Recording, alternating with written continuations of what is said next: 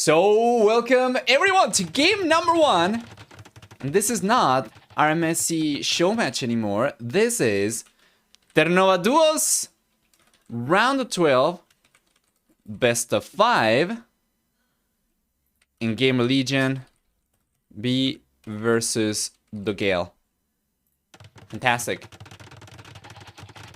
Hey, Flower and Dancer, how are you doing? Hi, welcome. Hope you're doing alright.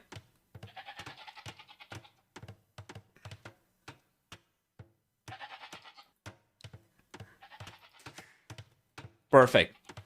Let's take a look at the civilizations over here really quickly.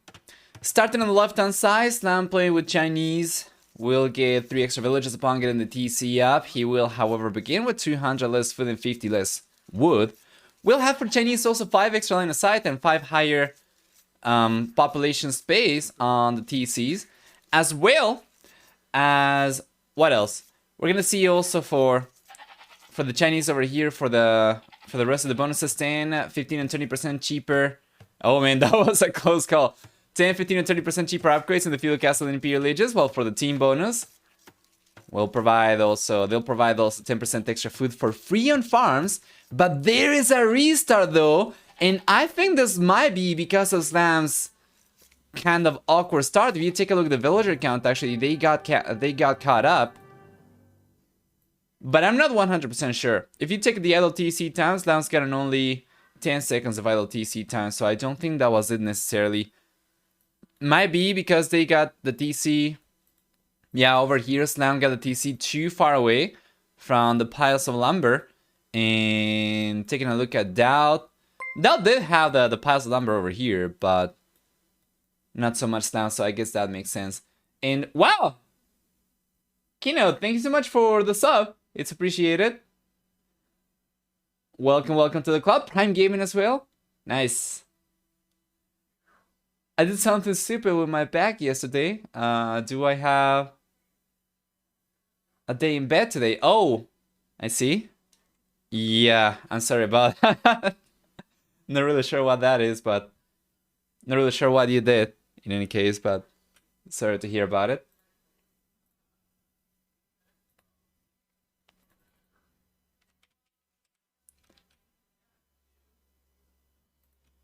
Let's see. Restart from Gamer Legion.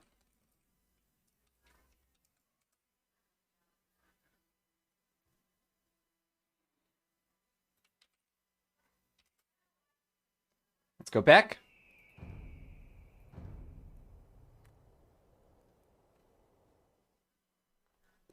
Perfect. And let's see. They do not have any spectator delays, so there is that.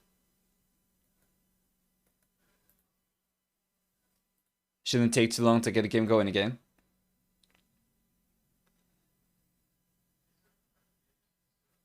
Tension is building, pressure is rising. Well, the players are taking it seriously, man. Using the restart already in game number 1 because of a less than ideal start can make a difference. Too much lifting things from the ground? Using your back? Without flexing your knees? Yeah, it can happen.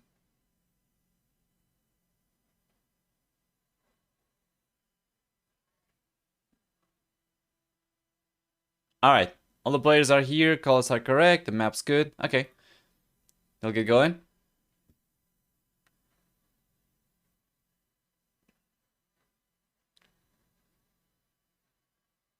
We can enable predictions for game number 1 as well.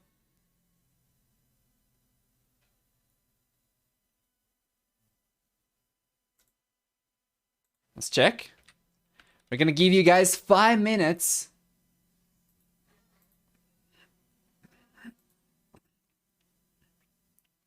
to get the predictions going.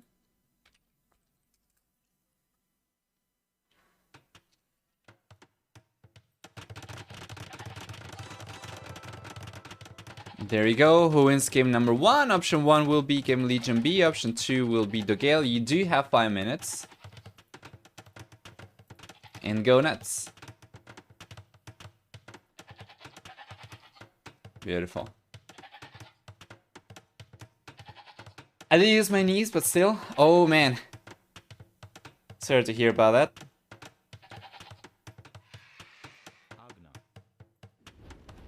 Perfect. Let's go through the civilizations one more time. We're taking a look at slams last time around, and with Chinese, once again, he does get the extra villager, starts with less resource because of it. However, because of the nature of this map and all the resources he begins with already, he can start collecting food, and then he'll be able to get enough to get the villager out without having quite as much LTC time. Besides that, for Chinese, we discussed also the cheaper upgrades and for the team bonus extra food that they get on farms for free. Meanwhile, for DauT's playing with Gurjaras. Now, Gurjaras have the ability to garrison herdables inside mills, as you can see.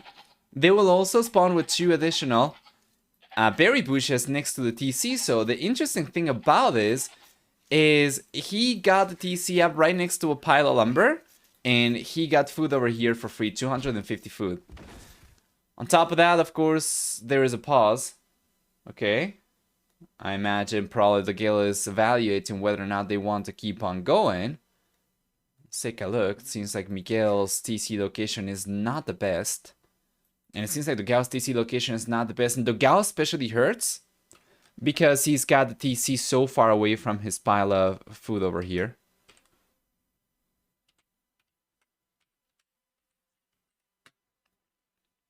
On top of the fact that he does not have a pile of lumber at hand at all.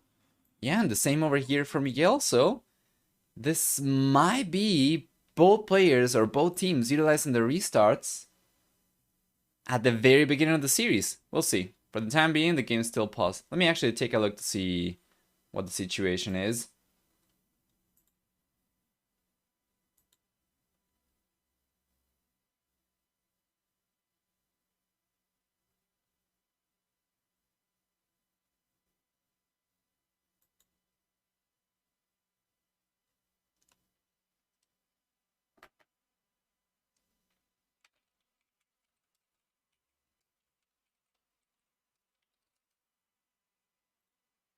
Yes, having communication issues. Oh, okay.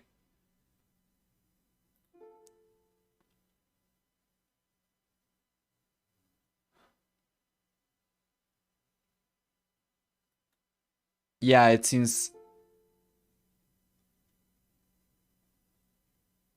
Discord is now working for Miguel or the guy.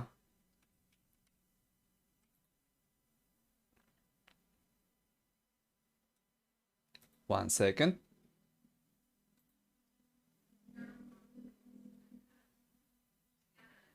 Okay, they're gonna keep on going. I guess they're gonna use chat.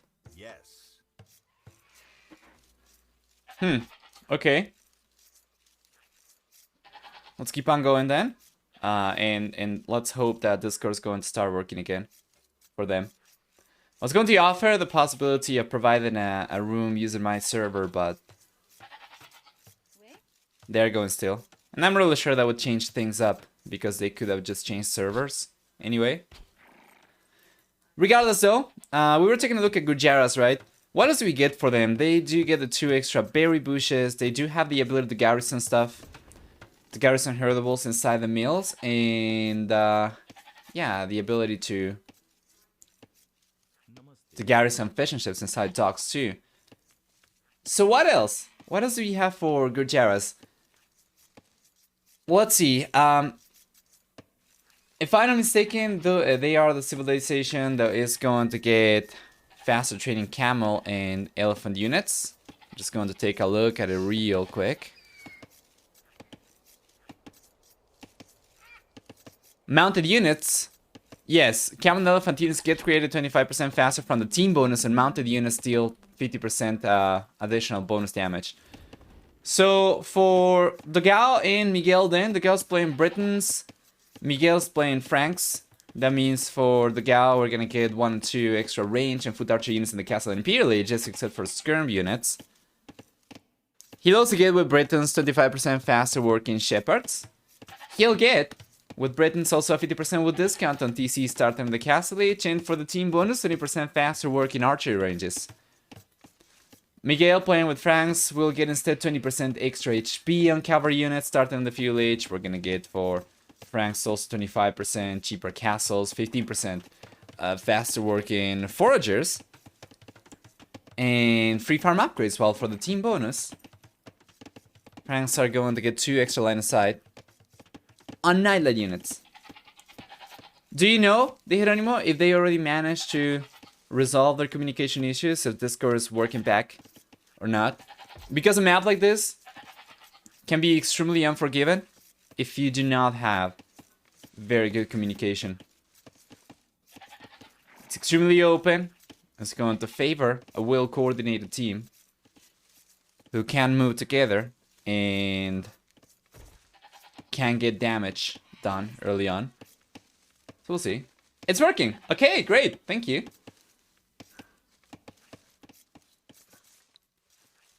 In any case, we should see somebody go out to the fuel H very soon. It seems like DauT's gonna be the first one to click up, and he does. He's going up on 17 population, and man, take a look at that. He's not gotten Loom. He's gotten 1 second of idle TC time, and this is one of the most aggressive feudal ages that I have seen in a while, you know, especially from non-Khmer, non-Mongol civilization.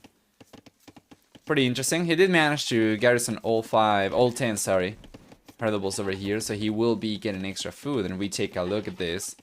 It's actually gonna be trickling food at a pretty decent rate, I would say. Yeah.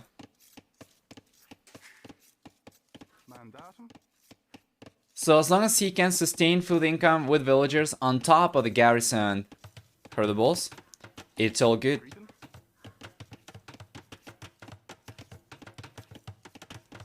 That's a great emote, by the way, Flower Dancer. Looks good.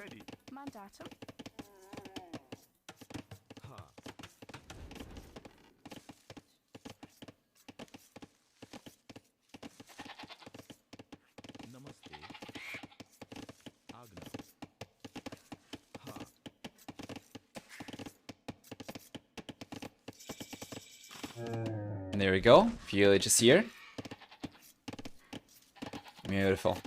DauT gets the camel down. The only one remaining from the Gale is gonna be now relying instead on the caravans. So what is the plan? DauT's gotten up. He's going for a stable right away. The guy's getting to the fuel H himself, and he'll be going for archer ranges, of course. Does he have gold miners? He does have gold miners down south.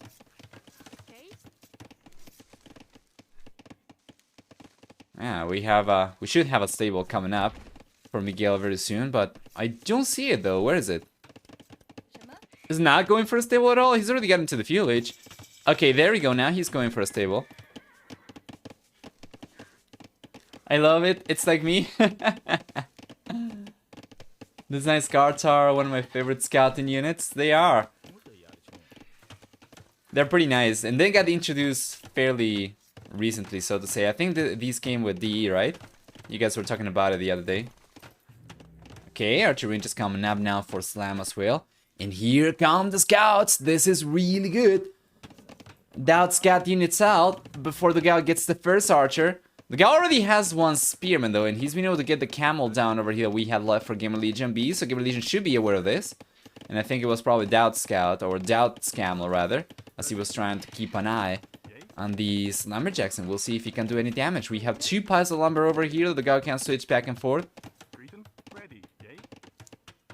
Doesn't seem like that will be able to get too much damage done over here at all. Meanwhile, Miguel down south has got 2 scouts himself too, so he's been able to catch up. Although we do have the 3rd scout already out for DauT. Currently, Miguel's got 2 additional scouts queued up as well.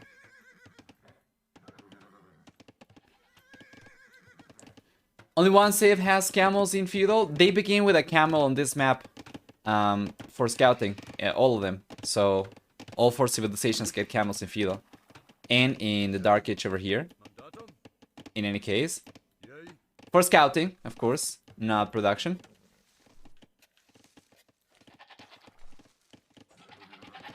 So yeah. Yeah, exactly. You get the caravan and you get the camel. Hey! Panther HD, thank you so much. Thank you for streaming this one. Of course. It's very much appreciated. 100 bits. I'll take it any day of the week. Use it for avocados. Good defense. Yeah, we're all pretty good over here. The guy's been unable to do any damage. Now, Snap's got his own archers coming around DauT space so he can take care of these spearmen. If he can take care of those units, then the rest is not going to be an issue, of course, for DauT.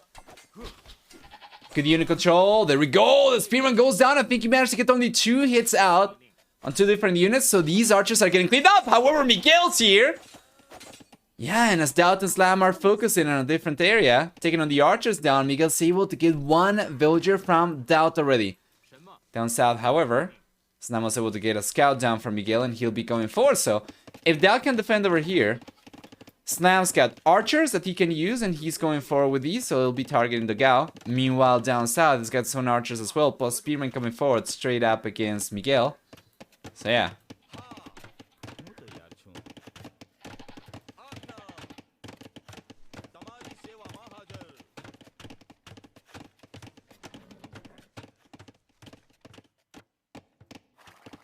Overall, pretty good. Nice quick walls over here for Slam as well. Very, very important, given that he does not have any piles of lumber next to the TC. Beautiful on the wall over the walls over here in the gold as well. Well done. This is a very roomy quick wall, by the way. Quick wall around the gold.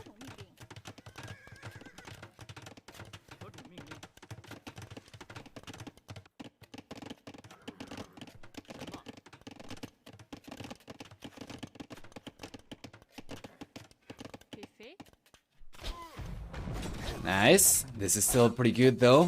From Gamer Legion. Oh man, the quick walls do nothing over there. He does end up taking a few losses over here to the units from Gamer Legion. 3 villagers going down, as a matter of fact.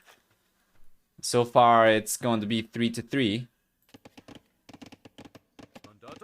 Here comes DauT trying to defend himself. We have a bunch of scouts from Miguel as well, so definitely calls for Gamer Legion's full army. They do have more militaries, but not here though.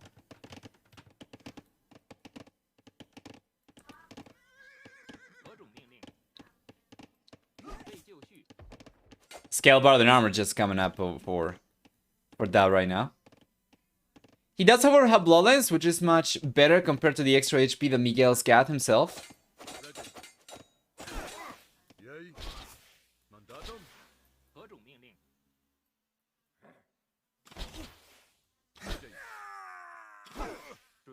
Here we go.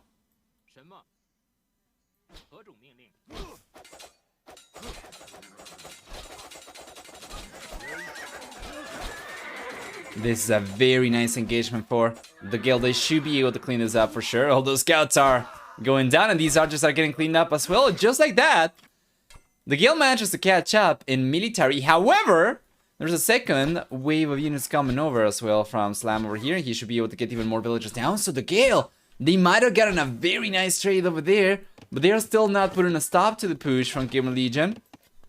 And interestingly enough, Gamer Legion retains a military lead, despite the very, very favorable engagement the guild took just a few moments ago. So yeah, they do end up pushing villagers away from stone towards a contingency tower around the lumber camp. Players are starting to gear up to go up to the castle age, specifically DauT and Miguel. So yeah, the game is pretty even still, neck and neck. We do have 5 extra villagers for Gamer Legion, but nothing that a good trade couldn't take back. Let's keep an eye. Hey, Rob Chang.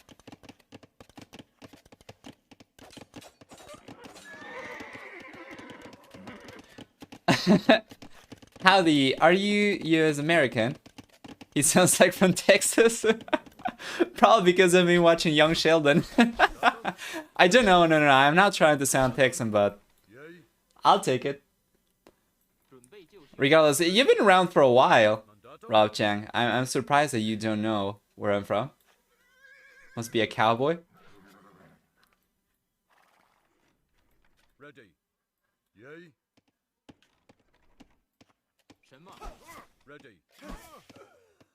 There you go.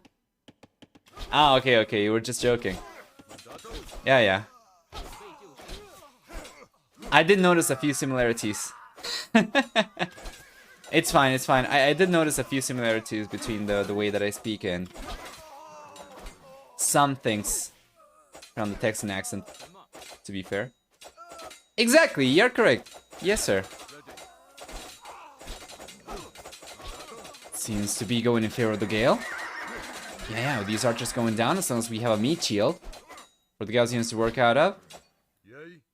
Yeah, this should be going in favor of the Gale. So Gimmer Legion's going to bail now. Castle H is on the way.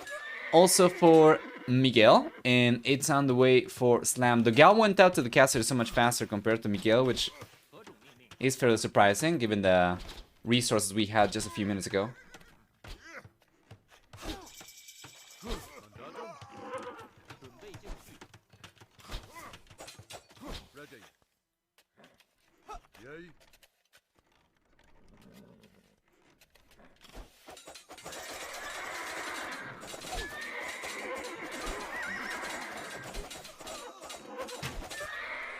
There you are.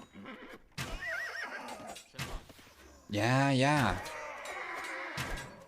The extra archers coming over. Crossbows right now. The guys should be able to hold on over here still.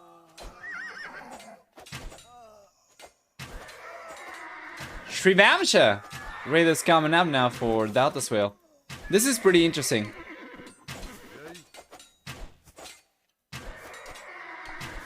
Yeah, check that out. These are so good against ranged units.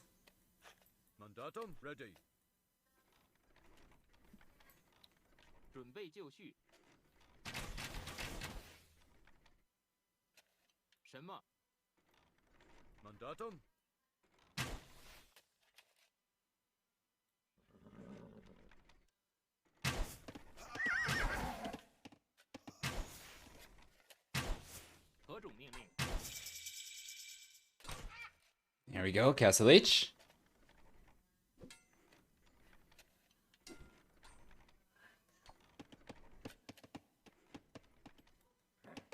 Everyone's got an up already, so we're gonna get full Castle H composition already. Knights coming over from Miguel.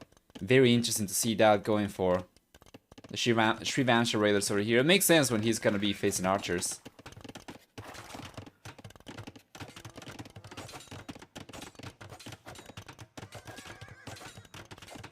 There we go.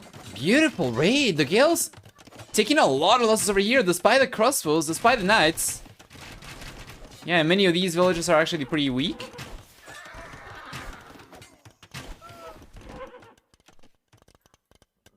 And the gas economy is extremely disrupted over here. Let's actually take a look at the worker efficiency. For the Gao, it's gone down to 50% compared to everybody else who is close to or higher than 70%. And yeah, good job. At the very least, they are able to push those Shrivamsha Riders away.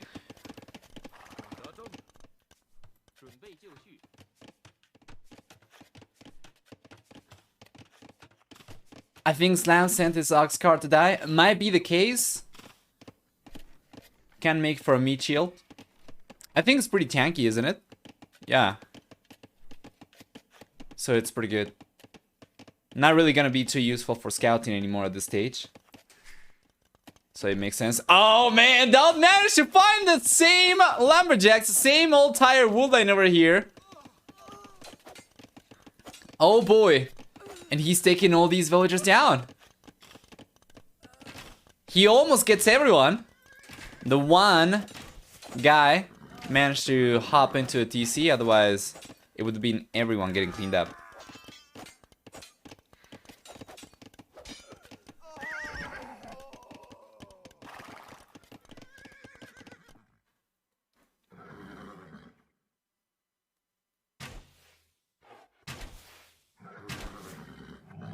Let's take a look at this.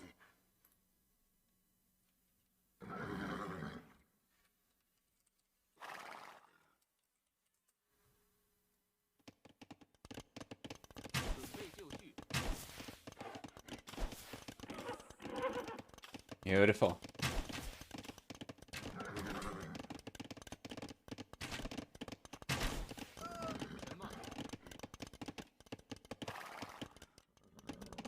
Do you have a lot of extra units over here for Gamer Legion and a much higher HP pool, though?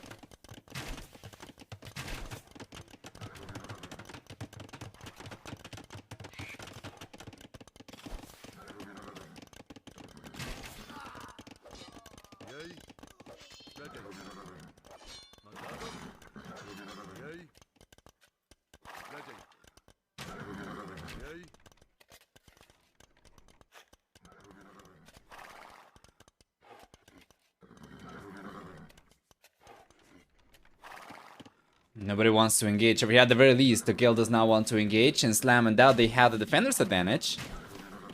So they'll be more than happy to just hold on for the time being.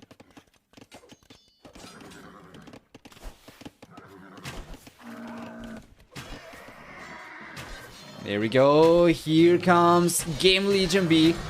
That is a lot of Shivamsha Riders. Notice how he split his units, so he sends a bunch of these over against the crossbows right away. And then these knights are just getting cleaned up by Slam's units. And of course, at this point, we already have more than enough for Slam to clean these knights up by himself too. So the guy's gotta be careful. Bunch of extra crossbows coming over. The Gale's military count is kind of close to Gamer Legion's. But once again, keep in mind, Gamer Legion's got the defender's advantage over here, as well as a much stronger economy to work with. If they were to switch over to full military production and stop going for quite as much economy, they should be able to significantly outproduce the Gale from this point onwards. So, something that's going to be on the Gale's mind as well, all the time. And good reaction over here for Slam as well. Not really sure where the villagers were over there. I think he was trying to get this up. Yeah, he was trying to find some extra resources. Probably some extra gold, I would assume. No, he does have a good amount of gold. Not exactly sure what he was doing over there, but he ended up bailing just in time.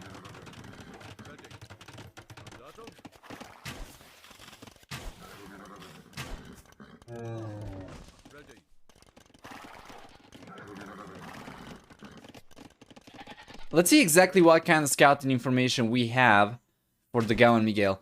They know where the resources are. They do not know what defenses are looking like for Gamer Legion right now, but they know where they need to get to.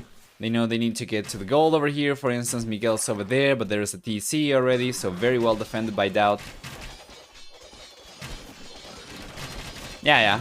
And Miguel seems like he'll still be able to get some good damage over here, though. Check this out, guys. These knights getting a bunch of kills, while Gamer Legion is distracted down south.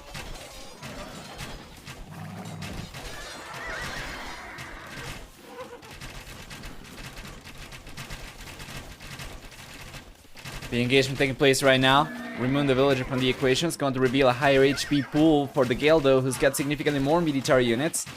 Seems as if Slam was trying to save enough resource to go up to the Imperial Lich and wasn't able to get enough just yet. Meanwhile, DauT, interestingly enough, actually, he does have very close to enough resources to go up to the Imperial Lich himself, and DauT still has not realized. Only now he does, but he's lost 15 workers already. 16 workers. Final count for those knights until DauT realized about the raid. And on the left-hand side, we have some knights coming over from Miguel as well, getting some villages around Slam's base. And yeah, you know, the guilds started to come back. They're ahead by quite a bit in military count. That's a pretty big margin. And Gamer Legion will struggling over here to catch up. As a matter of fact, for DauT, we have currently 3 stables only. And we take a look at Slam instead. It's got 3 archer ranges. Meanwhile, we take a look at Miguel. Miguel is on 4 stables. DauT is on 3 archer ranges. He's controlled the archers a little bit better, though, to be fair. So he's been able to hold on to more units. And now Imperial is on the way for Slam. Yeah, I don't know if this is going to work. I don't know that this is going to work too much. Seems once again like one of those classic imping to GG scenarios. This time around from Gamer Legion B. Just kind of unfortunate.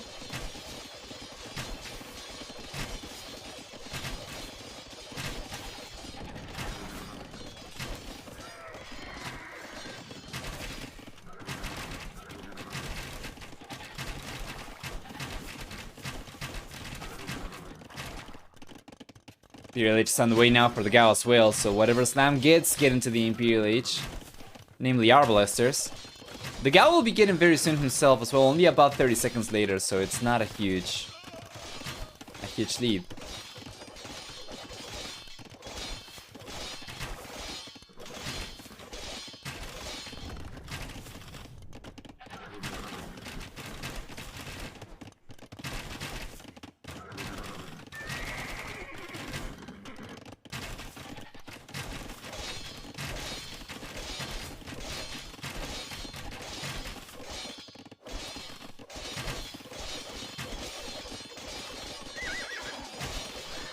There we go.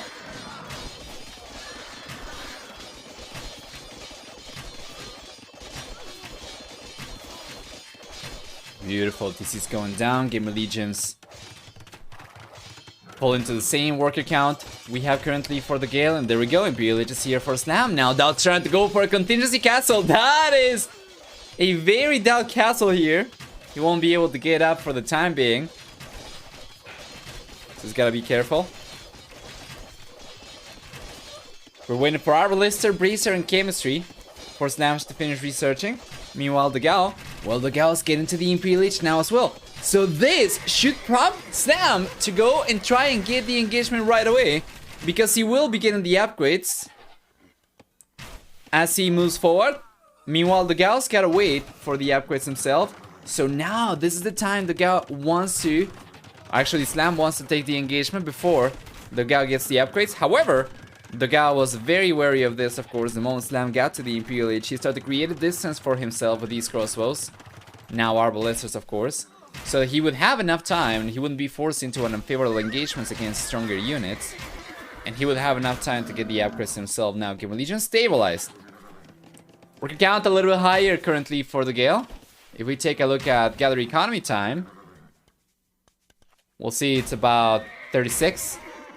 Versus about 34 and a half.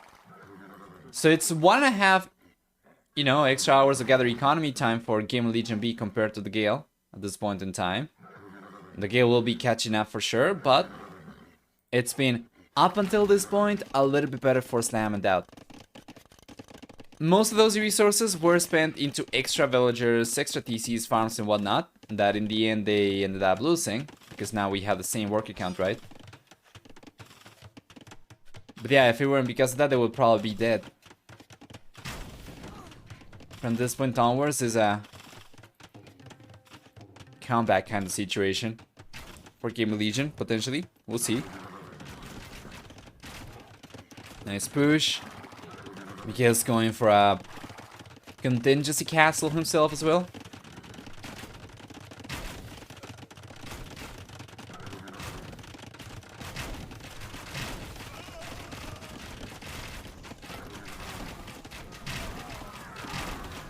Beautiful.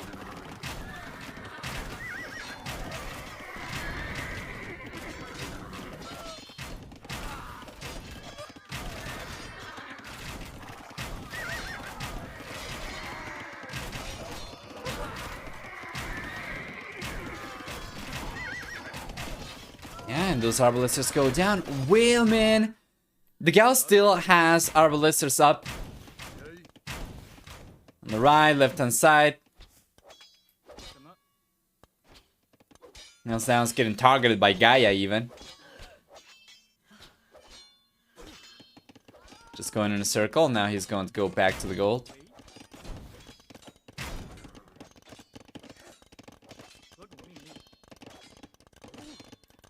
Villager goes down to Gaia.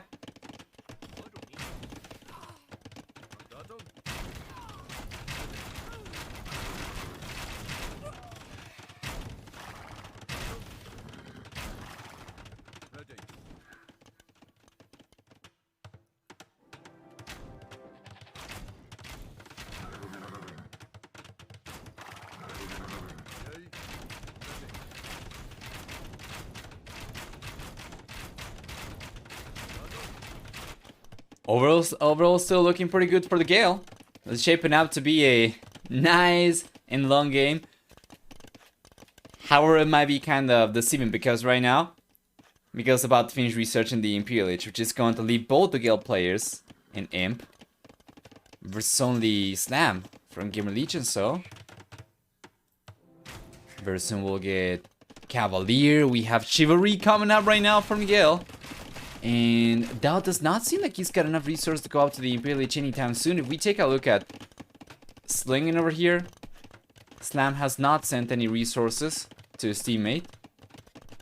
It's not like he's got an abundance of economy, to be fair, though. He's got the lowest village count in the game, so his economy is not the strongest. He can barely afford to keep on going for Arbalesters himself, so that's kind of left on his own if he wants to go up to the Imperial Age. Well, this should put Miguel in a pretty good spot. Once he gets Cavalier, he's only 20 seconds away from it. Play Bar and Armor's coming up, Blast Furnace coming up, and he already got Chivalry. On 126 villages, he should be able to start spamming Cavalier like crazy from 7 stables, so... Yeah, there we go. He's even going for conscription!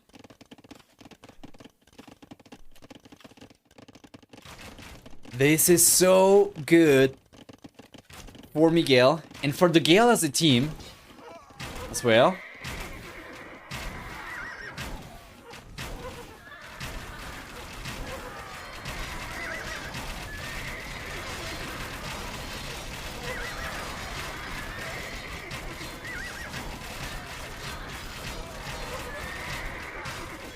Beautiful. It's going to be enough for Slam to defend against this for the time being. But he's getting outnumbered over here significantly by dogao.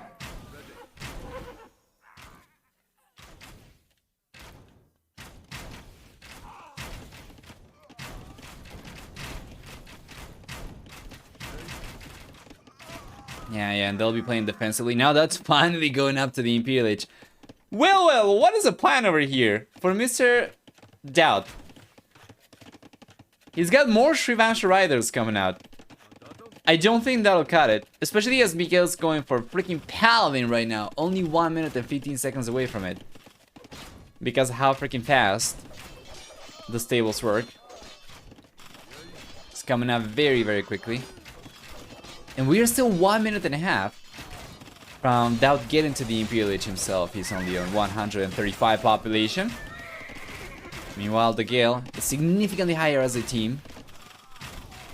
With Miguel specifically having almost as many villagers as DauT's got population. As a matter of fact, that might just be the case very soon. Yeah. That is actually the case right now, that the Gale's got more villagers then DauT's got full population now. Unbelievable. So, yeah, what will get into the Imperial Age provide DauT? I don't think he's going to have, honestly, enough of an economy to go for whatever he wants to go for over here. He's just been going for Shrivamsha Riders. They've just not been strong enough. I guess we could see potentially upgrades for those units, but I don't know if it's going to be enough. Slam's going forward, so it's kind of giving up on DauT. And DauT's taking a lot of hit over here. We even have a trebuchet from the dogao taking on the castle from DauT. And DauT's going for Elite Shrivamsha, and that's basically all that we have. And he doesn't really have too many units to keep on working with. So he's getting the Arbalesters down over here, which is great. But he does end up taking a lot of losses. So he's gone down to 15 Shrivamsha Riders. He's got no Shrivamsha coming out. Now he's got a few more. Play Bard and Armor on the way as well. And, well, this is DauT's last stand. With Elite Shrivamsha Rider, already finished researching. He's got Plate Bard and Armor coming up. Let's take a look to see if these will be enough against the Arbalester. Certainly doesn't seem like it's going to be, but he's going to try to get a surround going on these units. He might be able to get these units down, but I don't think he's going to have enough to get anything done against this huge amount of Arbalesters. 56 Arbalesters for the gal still down south. We'll see. He managed to clean this up without taking too many losses. I think he only lost 2 or 3 Shrivamsha Riders over there. Plus, with Plate Bard and Armor, this might be enough for him. We'll see, guys. Here comes the last stand. DauT's gonna try to go for it. I'm pretty sure he's just trying to test the units. But it doesn't seem like it's going to be anywhere near enough, man. These are not... Yeah, these are not Huskars, Champ Scars, or Eagle Warriors. They are just not going to be strong enough. I did enjoy seeing that though. That was very interesting to see from DauT. However, the Gale does end up clutching it up and coming up first over here. The first game, coming up on top in the first game, so getting the first point. And now Gamer Legion on the back foot. We'll see which maps we have available still. But for the time being, it's a close to 7-4 KD ratio for DauT and Miguel. We're going to see for economy also. A stronger economy for... yeah, for Miguel. Followed by DauT, interestingly enough. And then followed by Dogao. But DauT over here in a much better position overall. For society, we do have a much higher than 50% worker distribution in favor of DauT. Surprises probably no one. Let's go back. Wait. For game number 2. And there you are. Let's jump right into it.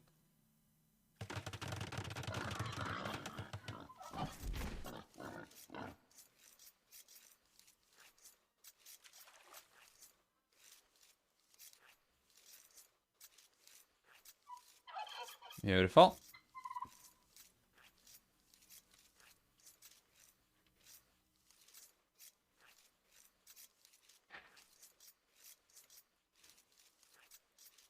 One second.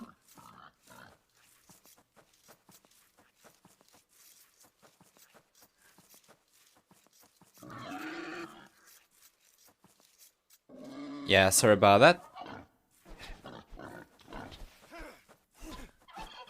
Alright, there we go.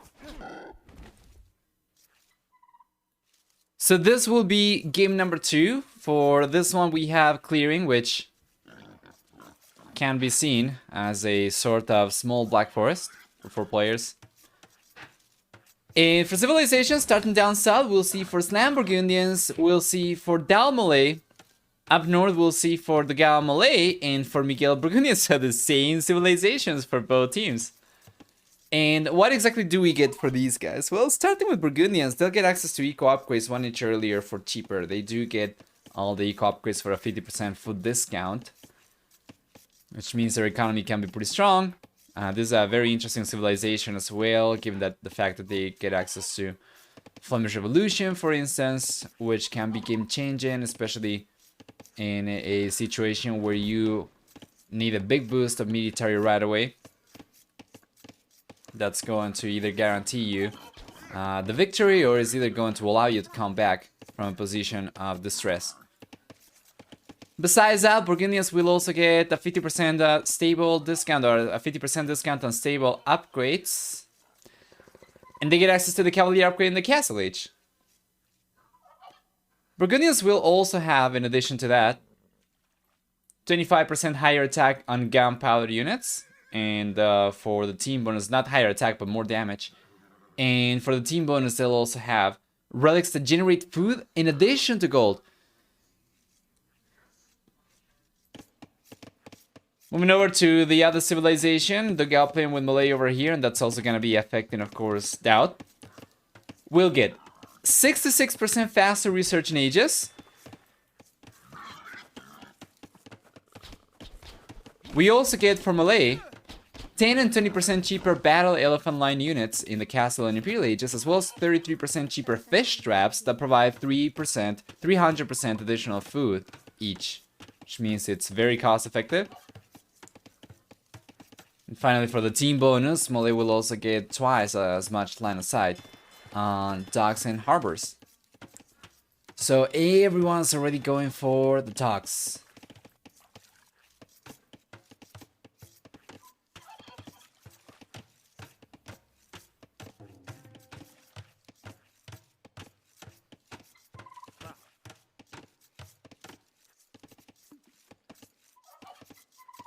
There you go.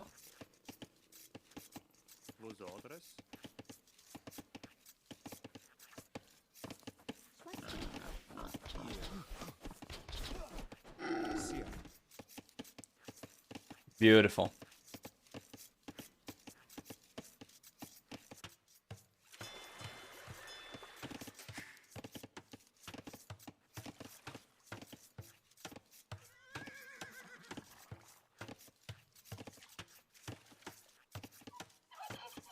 There we go. Nice. Usually on this map, you'll see players just try to fast castle. Play this one for the late game. And sometimes you will see players try to go for field aggression, but it's not the case very often. Especially not being the case the last few times that I took a look at this map, during the Americas round, of course. So I'm expecting to see just everyone try the fast castle, and you can see already a respectable amount of workers for everyone. Zoom is coming out for Miguel, for both Game Legion players as well. We'll see them click out to the Fuel H. And try to make a play for fast castle. Now we'll see if they can get away with it. Hold on. Oh, this is really good though for miguel+dogao. Chunking a lot of HP off DauT's scout. That'll kind of venture out of his own. He got pushed back. How are DauT's bringing a villager over though? Well, you know what? I'm not really sure about this. I do not really like DauT's position at all. Hey Gokihan! Hi hi. Welcome. Oh, I mean, DauT's about to lose this villager. That was a little bit too risky from him. As he's getting to the Fuel H right now, he loses the villager. That'll be first blood. Going in favor of the Gale.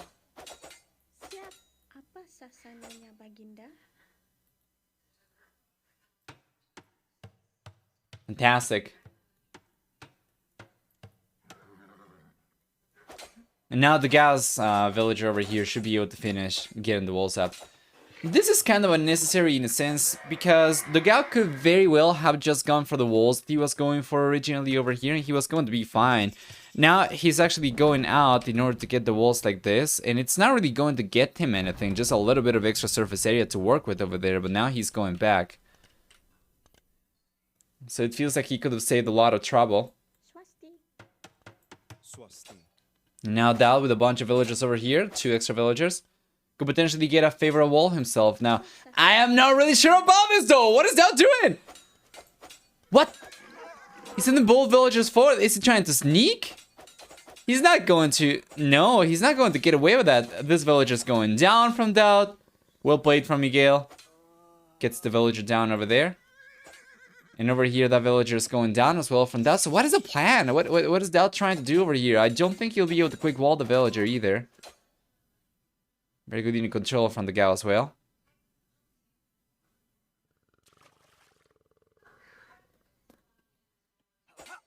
Yeah, it's going to block the Vil. And DauT's losing another one, so that's going to be the 3rd villager DauT loses this game.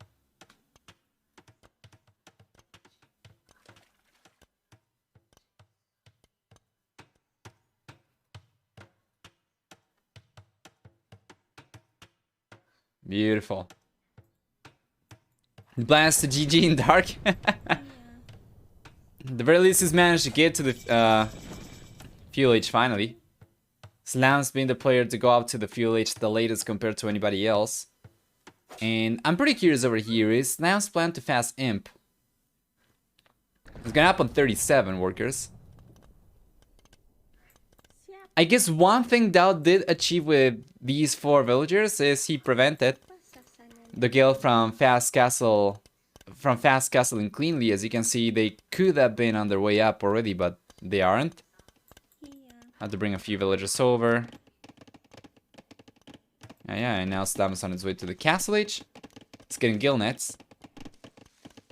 And once he gets to the Castle H, wouldn't be surprised if he had just enough to go out to the Imperial Age as well. Let's take a look at the resources. Yeah, it's got a good amount.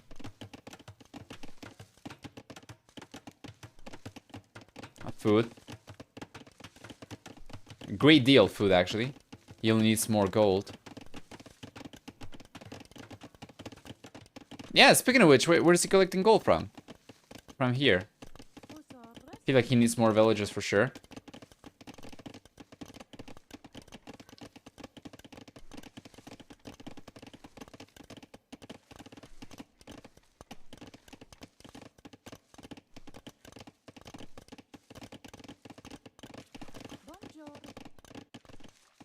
Left hand side, that's still sending villages out. I'm not really sure about this. Notice as well, Miguel and DauT, they are connected on the left hand side. DauT should be on his way to the castle edge very soon because of what he's got.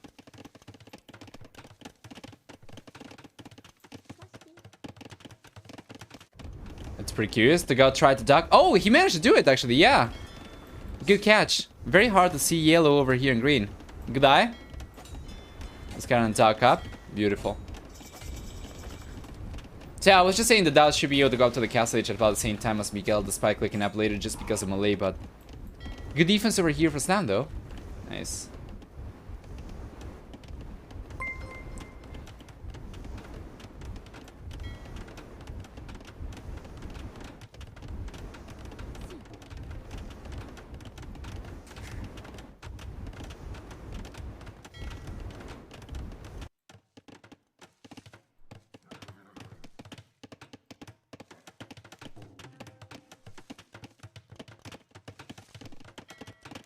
They're very, very open, by the way. DauT and Miguel, that is. Meanwhile, on the right-hand side, Slam is kind of walled off from Dogao. And data for Dogao as well. So I'm pretty curious as to how this one goes. So DauT's getting to the castle edge actually a little bit faster compared to Miguel. And he did manage to rack up a higher worker count. Despite having lost the villagers earlier. Mostly because of the faster up times. Miguel starting to go for scout. Seems like he's going to make a play for light cavalry. While DauT, he's got a monastery coming up over here. Oh boy. He's got no idea what's coming his way, I think. Okay, he might have realized about the scouts. But he's got nothing else coming up other than just monks very soon. So yeah, not the best.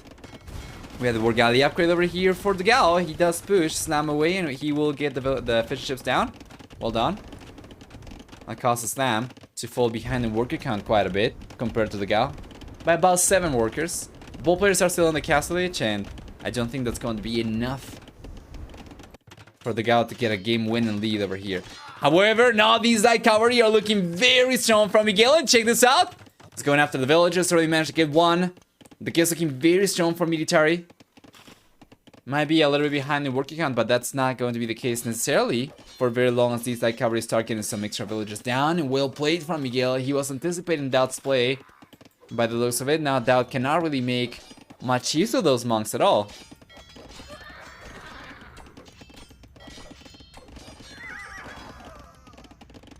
Good job from the spearmen. Still 2 light cavalry left here. Extra TC on the way for DauT as well.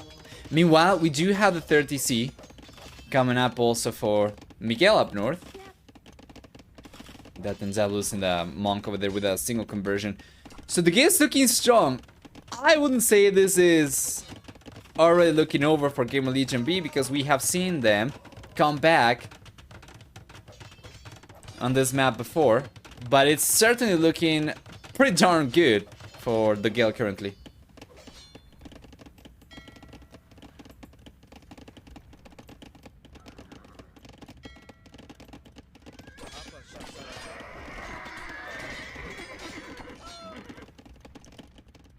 Here we go.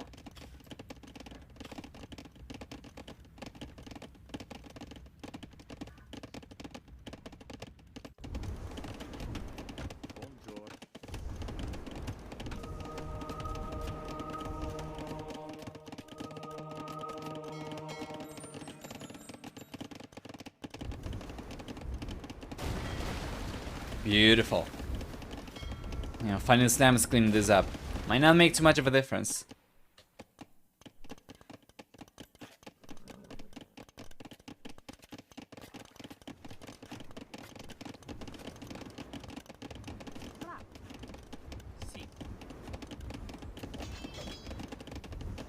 Good push.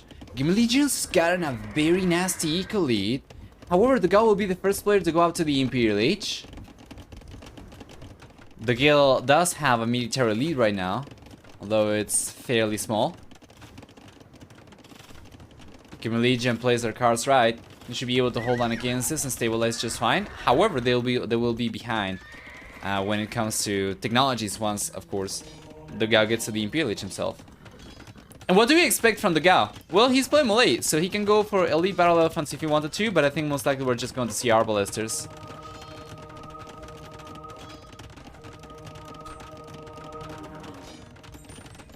Hot take, I think DauGao is overcommitting. They should have just taken the free veil kills and moved on to him.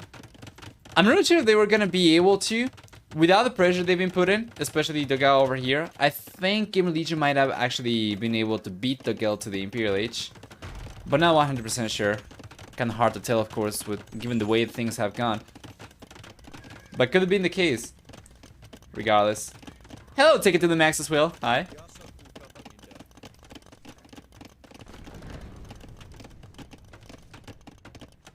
PLH will be here in 10 seconds from DauGao, and man, that is so freaking fast.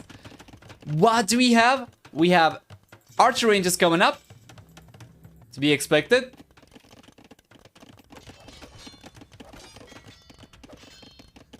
You on the left-hand side, Miguel keeps up pretty pressure with scouts, like cavalry right now, knights. And DauT should be able to hold on over here just fine. Now notice DauT's got almost enough to go up to the Imperial Age himself. Sorry, Slam's got almost enough to go up to the Imperial Age himself, DauT not so much. And Miguel is already on his way up, so Miguel and DauGao...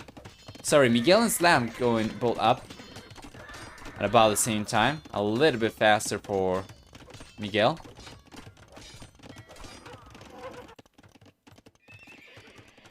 Stables coming up on the right hand side for Miguel as well, interesting. Seems that they'll be going up against Slam very soon. But at the same time, he's going for a castle forward on the left-hand side, so I'm kind of confused over here. What is the plan over there? Like cavalry against Slam? Are they expecting Slam to make a play for monks, maybe? And then on the left-hand side, Custilier against DauT? Maybe. Cavalier's coming up for Miguel's, coming up now for Slam as well. And we already have our Ballista and Chemistry coming out for DauGao. Doesn't really have too many archers, but of course... It shouldn't take too long for him to mass a good amount of units. He's got 4 archer ranges over here.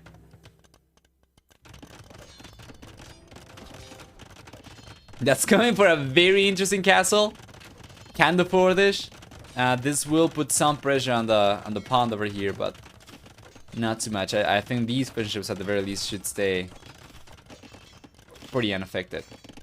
And hey, DauT's going up to the Imperial Age himself as well, so everyone will be up in about a minute. And Gamer Legion's economy is just bursting at the seams right now.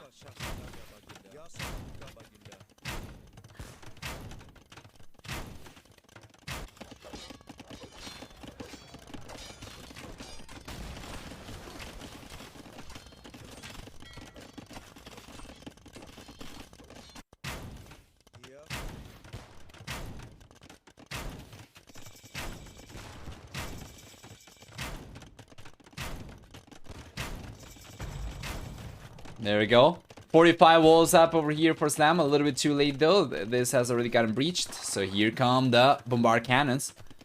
What do we get for Slam? Going for plate bar and armor. He's already gotten Cavalier, so he should be able to come forward and clean this up. Or at the very least push the units away, as DauGao does not really have the means to defend himself against this. Not even a good choke point over here to work with. Because of course Slam can just delete the walls and go forward. Hold on. You on the left hand side. We have crossbows now from DauT. Should be going for arbalesters very soon. Very soon Chemistry.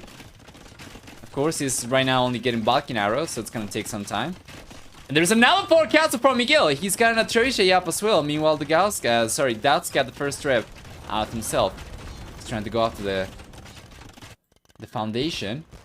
On the right hand side, Slam got pushed back. Now he's trying to come back once again. Now Miguel's got some Cavalier. I think Slam should have enough to clean this up. No problem still though, but we'll see. We're waiting for Cavalier. We're waiting for Paladin to come out for both Miguel and Slam.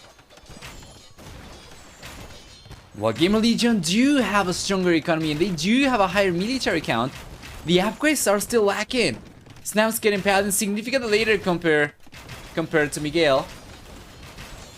We have only now Pikeman and Forging upgrades coming up for Slam as well. And only now Chemistry is coming up for DauT. No Arbalister still. And Pikeman's for DauT, by the way, not for Slam.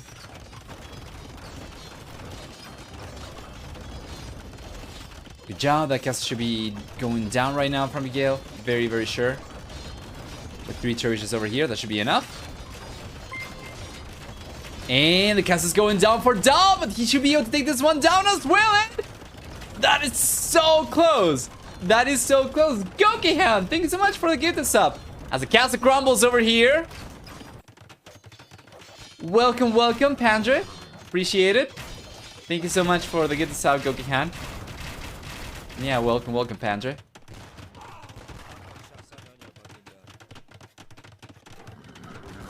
About 500 people watching this on 4 streams. 4 streams. I think that's probably more like 5 streams because I think Black Gather's still not being tracked by the dashboard. But we are casting. Both Miguel and dogao, they are streaming, and DauT streaming as well. I don't think Slam is. But yeah. Any keeps the Bombard Towers built?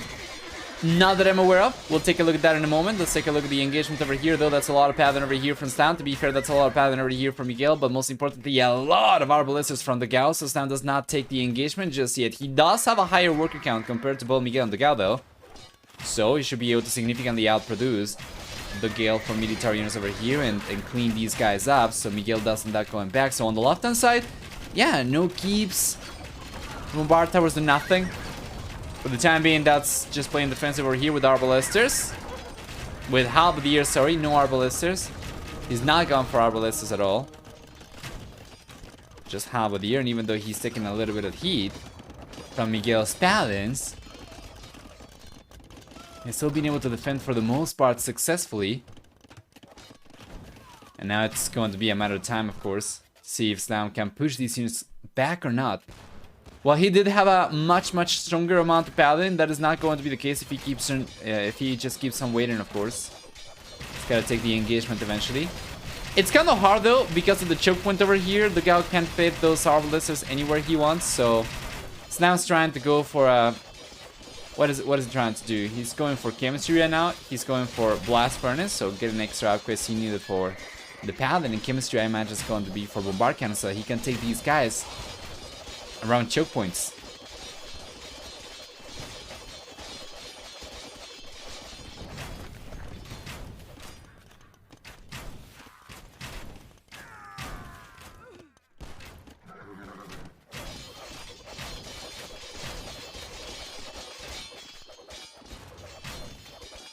There we go.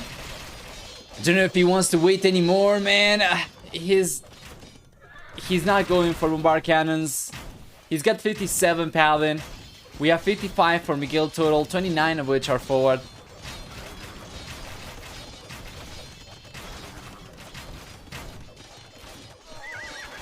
There we go. It seems like Slam's going to finally take the engagement. He's got to send some of these Paladin forward, man. Try and get a good run going. So here he comes finally.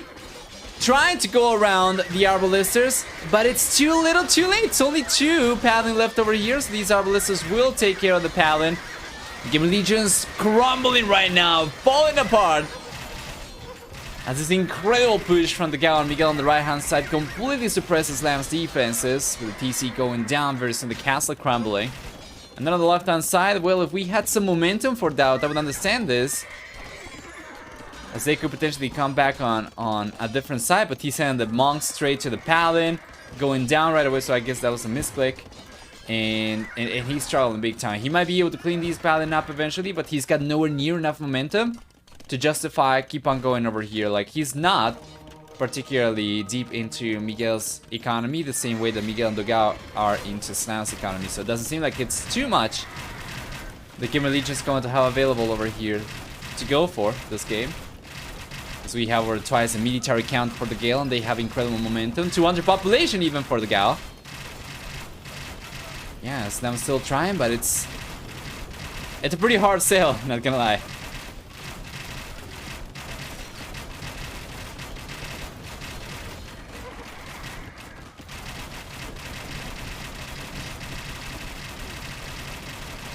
Pretty darn strong position for dogao over here too.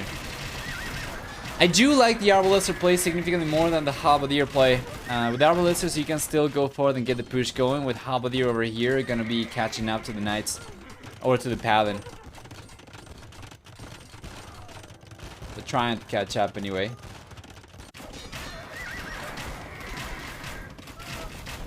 The difference between this game and the incredible comeback we saw from Gamer Legion earlier in the tournament on this very map is at that time around they were together. They were getting pushed together into a corner and they were able to bounce back together. But over here, well, Slam is only now moving over to the left-hand side, but if he gets taken down over here on the right, it's going to take a while for him to get back to a decent economy in the first place. And this is without even talking about resource availability, because getting pushed away from here means that Slam is losing access to this gold. He's losing access to this gold as well.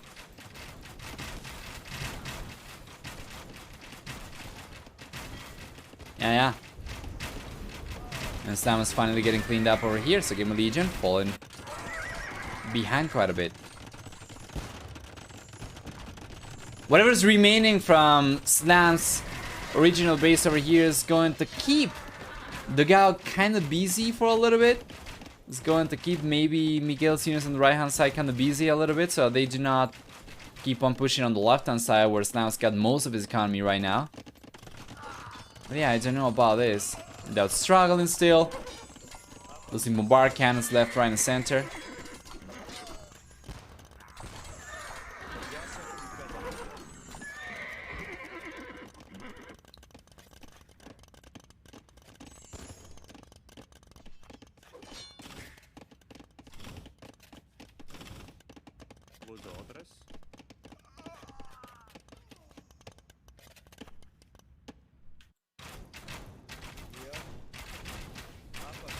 There we go. It seems that dogao and Miguel will start putting pressure against Slam over here on the left.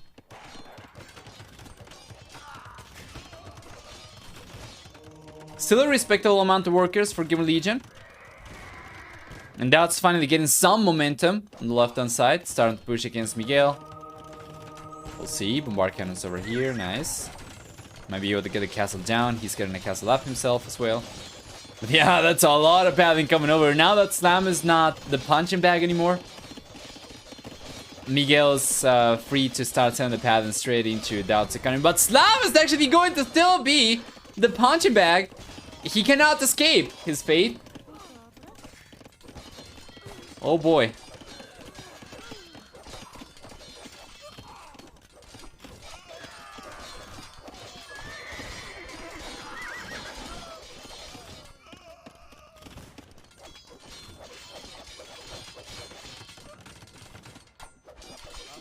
Beautiful.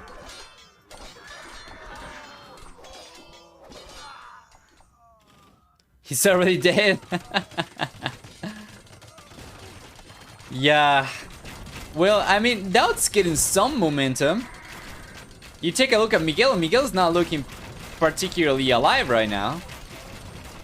He does still retain a good ball of Paladin, but given the Halberdier we have coming out right now from DauT, he should be able to hold on against Paladin specifically.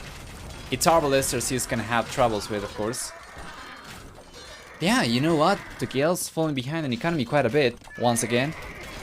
And Miguel specifically, he's on 58 population compared to 51 from Slam. That is not too bad. Now they are still behind in population overall. Gamer Legion B, that is. But it's a pretty interesting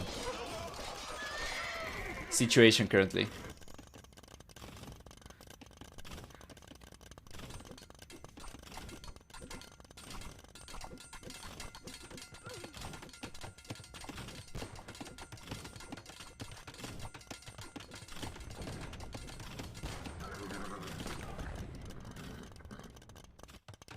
Wow, Slam's actually trying to go back to his base. I don't think this is actually going to work though. The gal's got villagers over here getting siege workshops.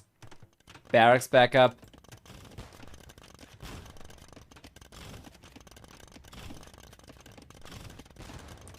Six population for Slam right now. 6-2 for Miguel.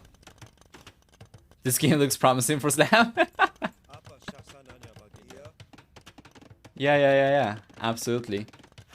So I'm kind of wondering, what is Slam's plan over here? Is he gonna try to go up and villager count specifically and maybe just go for Flemish Revolution? He doesn't have the stone to go for a castle, but he's been collecting stone quite heavily.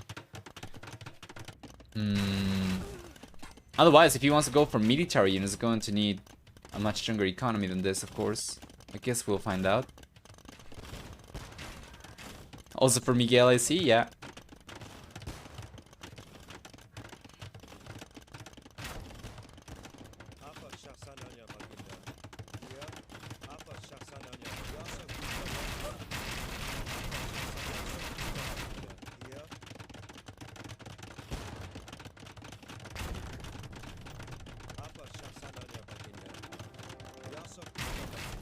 Can Gamer Legion fight Arbalesters though?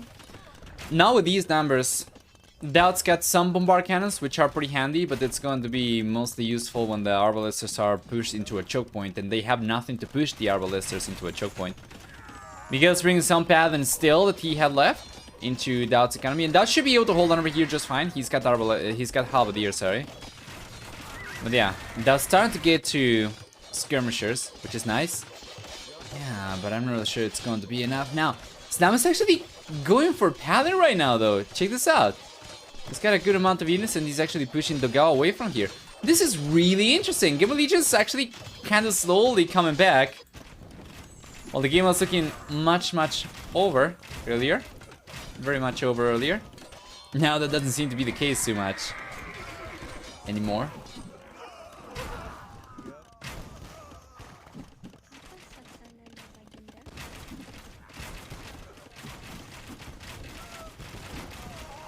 Yeah. Does such skirms, which is okay as soon as Miguel doesn't get numbers. Yeah, of course. And then he's got a good amount of Halberdier still, so he should be able to defend those skirmishers with Halberdier against potential Paladin. No way, man. Is Gamer Legion coming back for a second time on this map?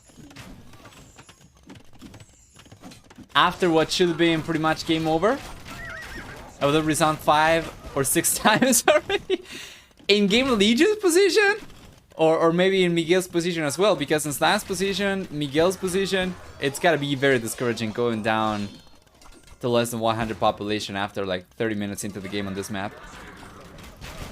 And much less, and much more so, less than 60 population for both those players multiple times already. Yeah, check this out. Gamer Legion's got more military, they have more economy, they have a higher value military as well. This is just... this shouldn't happen. Good bombard cannon shots over here. This is what I was talking about. Those Arbalesters get kind of squeezed into a choke point and they get punished. You on the right hand side, well. Yeah, looking pretty interesting here as well.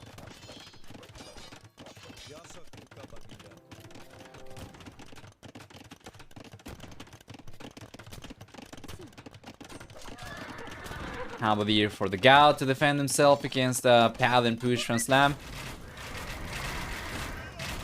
And then Slam started to push on the left hand side.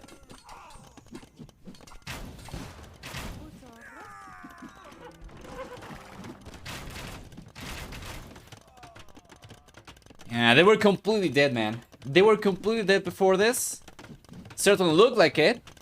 We had momentum as well for the Gale, but now Gamer Legion started to push back slowly but surely. The right hand side, we have a hand cannoneer coming out from Slam, so he should be taking care of Halberdier, no problem.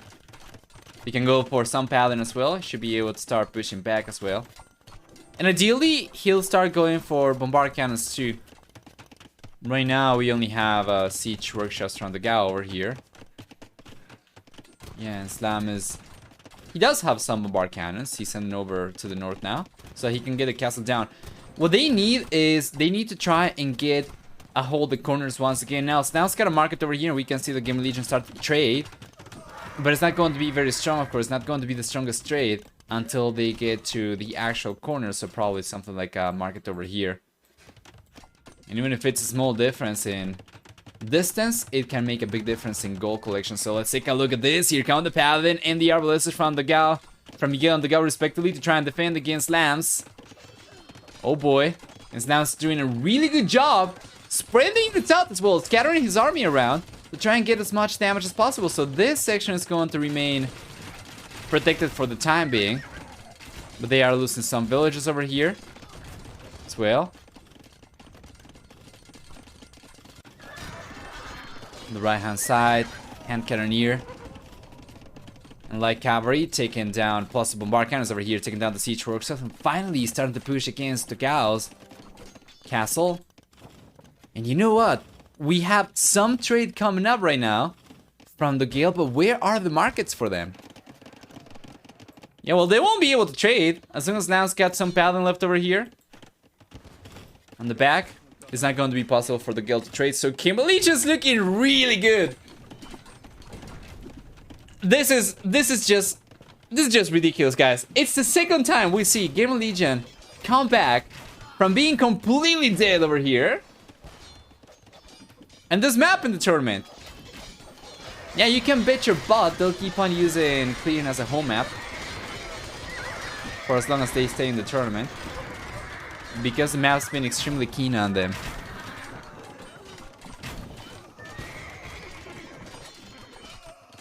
Very good lead control as well, with skirmishers taking arbalisters down and halberdier taking paladin down. DauT's getting a very nice bang for his buck.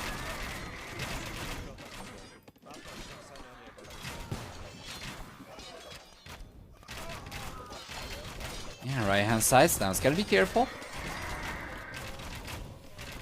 Should be fine over here though. See? Just trying to block the paladin, so they do go down to the hand cannoneer, and they will. Yeah, well done, well done. Now he can push back and he can take those arbalisters down with the bombard cannons. Beautiful shots. That's what I'm talking about.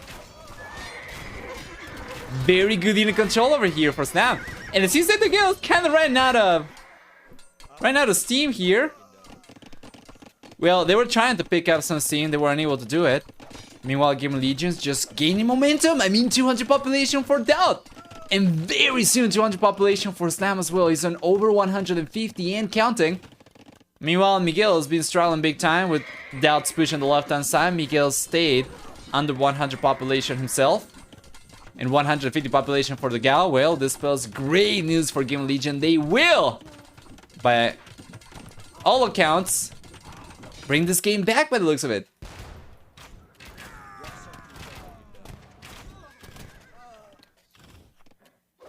Yeah, fantastic push. Now with these bombard cannons, he should be able to take care of the castle. Get a hold of the corner once again. Potentially get a stronger trade because of it. Meanwhile, on the left-hand side, well, that's completely uncontested. Miguel's still trying to go for trade cards, but I'm pretty sure those are just like vestige production he had.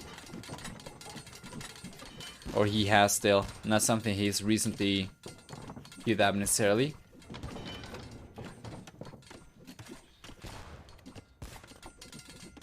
Oh yeah, fantastic. The guy's sending Miguel some resources to try and bring the Miguel back. Try and bring Miguel back. As a matter of fact, Miguel has actually received this game close to 19,000 resources. He's still dead. I'm pretty sure that must have been for coming back and for paladin production earlier. At the very least, the guilds retain control of relics, all 5 relics. So that's going to amount to something, but trade should be significantly stronger. Should be a significantly stronger source of gold income, of course. And now Gamer Legion's got significantly more trade units with 22 compared to nothing.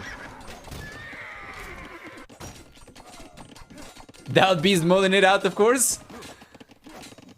164 population right now for Slam. Doing a pretty good job over here as well. Nice choke point for him as well. Good unit control.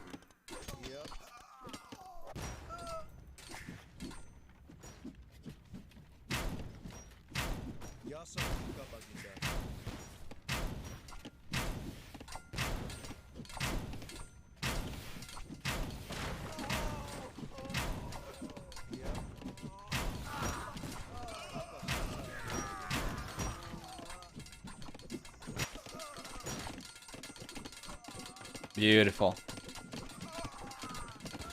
You just check all the blinking dots in the minimap.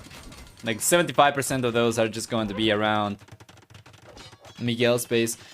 He keeps on getting slung by dogel, but I don't think he actually has the infrastructure to keep on producing units, does he? It seems like right now he's got 7 stables. Let's see how many of those are on the left and how many of those are on the right. I think he might have gone for a few extra on the right, because the left-hand side ones will go down very soon. Yeah, he's got 7 over here. This one plus 6. Nice.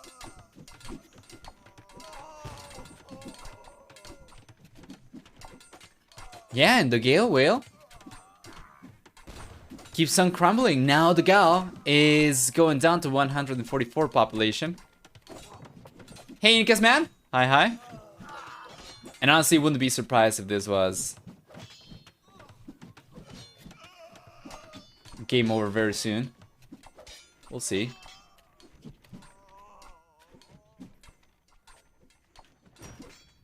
What is that TC coming up from Miguel? Who is winning? Right now, the Gale is up in the series 1-0 versus Gamer Legion, but Gamer Legion is by all means taking game number 2, so they should be equalizing.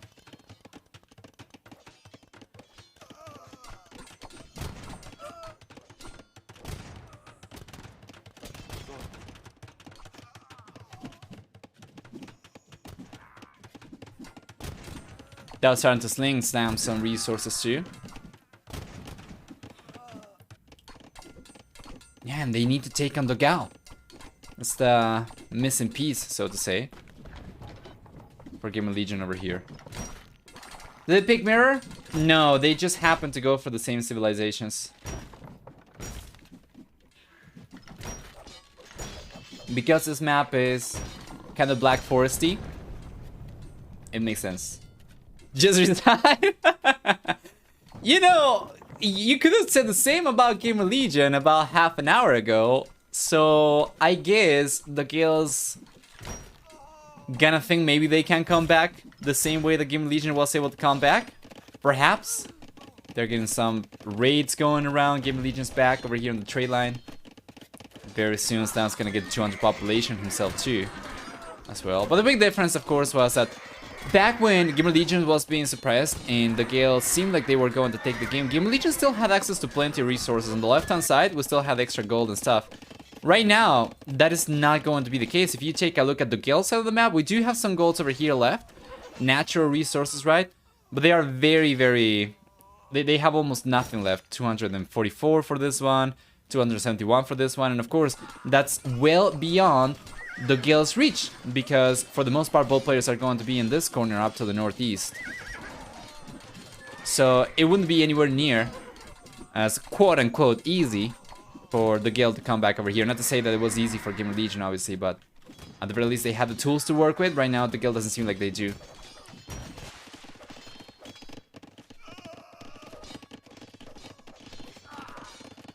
Slam DauT doing a clearing comeback again? Yeah.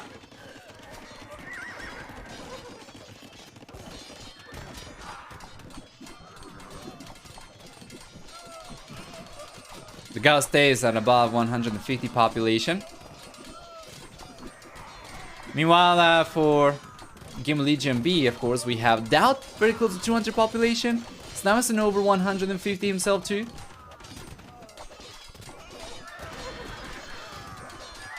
Should be able to take this one without much of a struggle.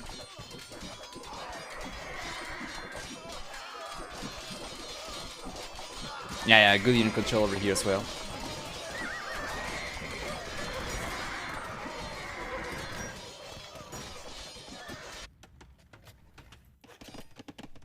Man, unbelievable that Miguel's got some economy going over here. This is such an interesting game.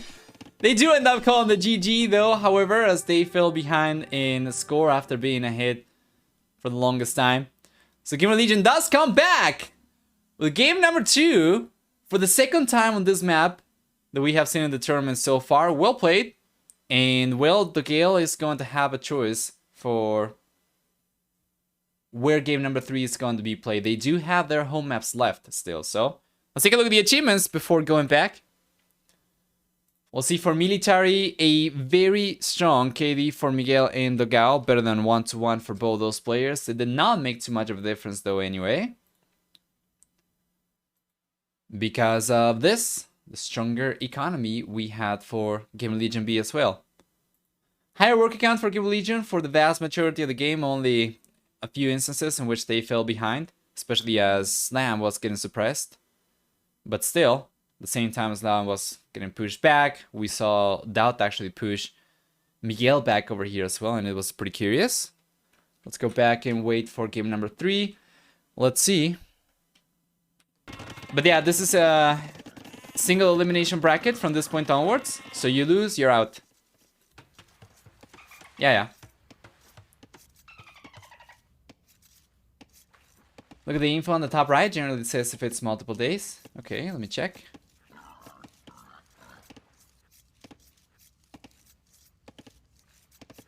Yeah, it seems so. It seems like it's going to take place on the 22nd, on June 22nd, and it's going to end on June 23rd. Yeah, I do like a little bit more. I do like that a little bit more.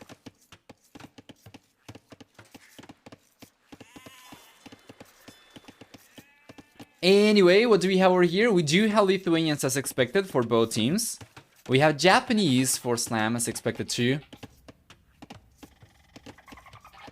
And then for the Gal, we have Saracens! Alright!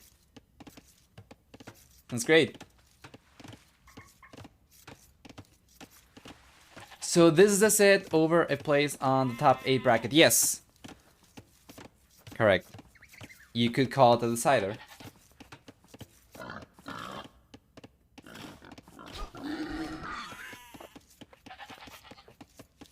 Whoever wins over here will be facing White Wolf Palace A in the round of 8.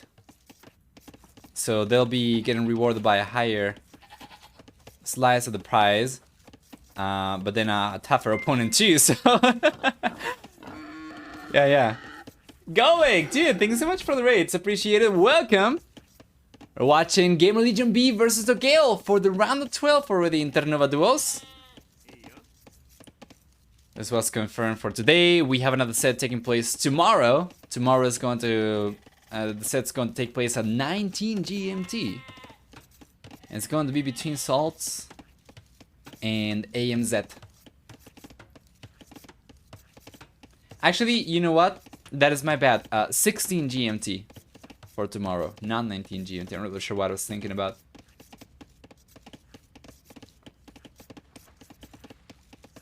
So yeah.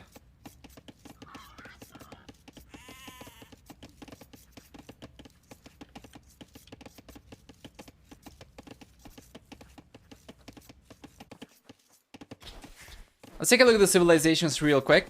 Starting with Miguel, which is going to be affecting DauT as well, as they both share the same civilization. We'll get for Lithuanians 150 extra food upon starting the game, which makes it a little bit easier for you to start going for water economy. Besides that, we also get for Lithuanians 10% fast movement skirm, spearline units. We'll see for Lithuanians also 1 extra attack on Knights and Light Chair units per each relic garrison up to 4 relics. While for the team bonus, we'll see that Lithuanians also get 20% faster work in monasteries, which means going for relics is going to be a little bit easier. Meanwhile then, for everyone else, well, we're going to have Saracens for dogao, which means that he'll get cheaper markets to trade resources for cheaper. Besides that, for Saracens, we also get +5 transport capacity and transport ships with twice the HP. They get 20% faster attack in galley line units, so galleys for galleys and galleon. And then on top of that, for Saracens, we'll see for the team bonus 2 bonus damage from foot archer units against buildings. For Slam is still playing with Japanese, that means that he'll get 5, 10, 15, and 20% faster working fishing ships in the Dark Feudal Castle and Imperial Ages. These fishing ships also get +2 pierce armor and twice the HP. On top of that, we'll see for Japanese also 33% faster attacking infantry starting in the field age, as well as a 50% discount on drop of buildings. And then for the team bonus, they'll get... Let's check. Then for the team bonus, We'll have for Japanese 50% extra line of sight on galley line units, so galleys for galleys and galleon. So fuel is already here for Miguel. It's gonna be here very soon for Slam and DauT at about the same time, as well as dogao. But Miguel going up a little bit sooner. What is the plan over here? He's playing Lithuanians. He's got a stable coming up, which makes sense. Meanwhile, DauT, he's playing with Lithuanians himself, but he's going for gold because he'll try to go for some navy. If he wanted to go for land, of course, he would have gone for a barracks already, and then he would be able to start going for archer ranges. But check this out, though, on the left-hand side, Slam's coming forward right away. He'll try to put pressure. Got a drush coming up, as well as 4 villagers to go for an archer range. This can be very detrimental for the Gao. Slam gets away with this. We'll see. He cannot really block the villagers, just gonna try to prevent the walls from coming up. Well done. So here they come. Here come the Minotaurs. They'll be breaking through. Here they come. Well done from Slam. Just gotta make sure that the quick walls do not come up for the Gauss units. So that'll be a villager going down for sure. Potentially out to 2. We'll see. There's a scout over here from Miguel as well. He'll be trying to utilize. However, it's kind of rough. And in the end, though, the Gauss manages to salvage all the villagers without taking a single loss. Extra scouts from Miguel are coming over the left-hand side to try and provide defense against Slams, but Slams coming over once again. Now he should be able to get a villager, right? Well, he should. He'll try, and that's gotta be first blood. 1 villager going down already for the Gao, 1 scout going down for Slam. Meanwhile, DauT, interestingly enough, he'll be the one providing navy units. He's got galleys moving forward already.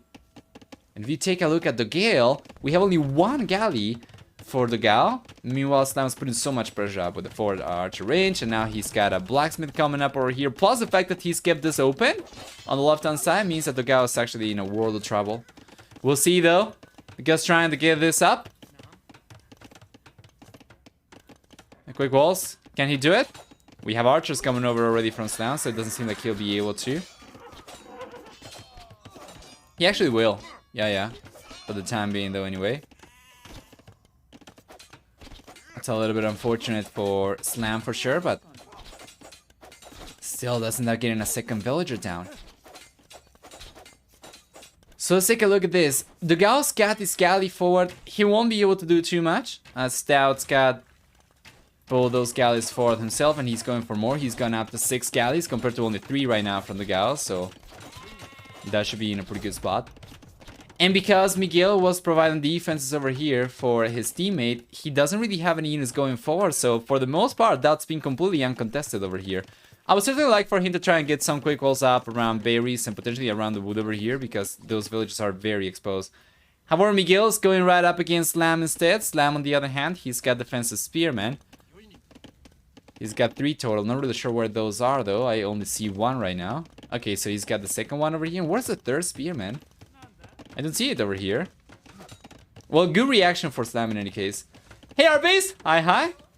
How's it going? Is Jordan's brawler over already? Slam seems to play conventional in most games and then whips out his early pressure so well. Yeah.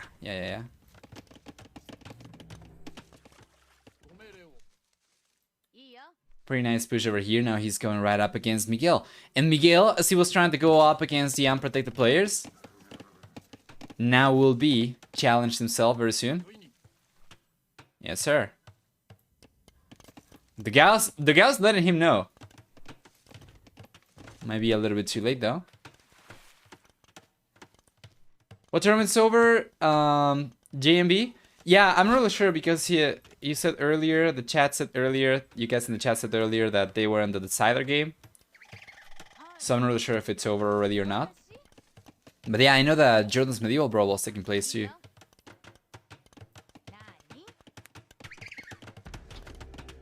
Or is that still going? Oh, it is over. Right. Thank you, Major Appliance. Just got home? Welcome. Our base. Beautiful push. He's gotten so much damage with these units already. Take a look at the Eco KD. So much better over here for Slam and for Game Legion in general. That's gonna be the first player to get to the Castle Age as well. There we go.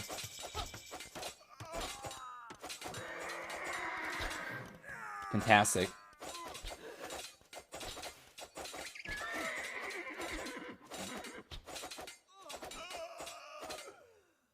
Overall, pretty good. Miguel does manage to clean that up. Left hand side. That should still be in an alright position over here. He's got a fire galley coming over. And being the first player to the castle age, he's going to be the first player. He's going to be the first player to get to the war galley upgrade as well.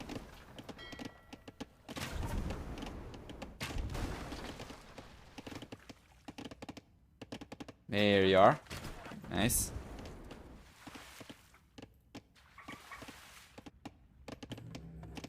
Bunch of extra archers coming over from Slam. He'll try to go for crossbows once he gets to the castle age. Now, both dogel players are going up themselves too.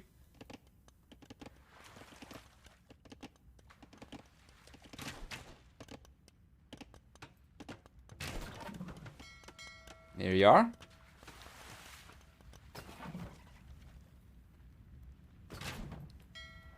Extra galleys over here for the DauT.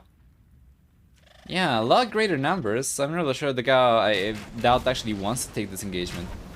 Seems to me like he'll just get cleaned up. Knight's coming over for him instead. Alright.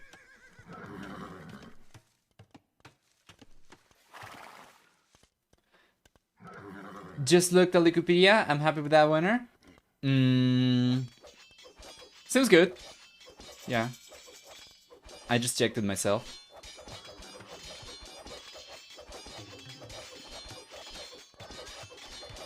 So far looking a little bit better for Gamer Legion, but just barely. I have a question for everyone who's watching the stream right now. Guys, are you affected by the colors that we have in the scoreboard over here? Do we have anyone maybe with color blindness that's struggling to see the difference between the team colors over here at the top? Because I could change it. But I'm never really sure because nobody ever says anything for those things.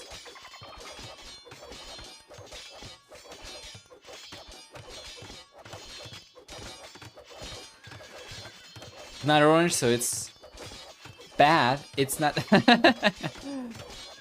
Right. You want like clear orange and dark orange? 40C is coming out for Gamer Legion. 50C on the way now as well, as a matter of fact.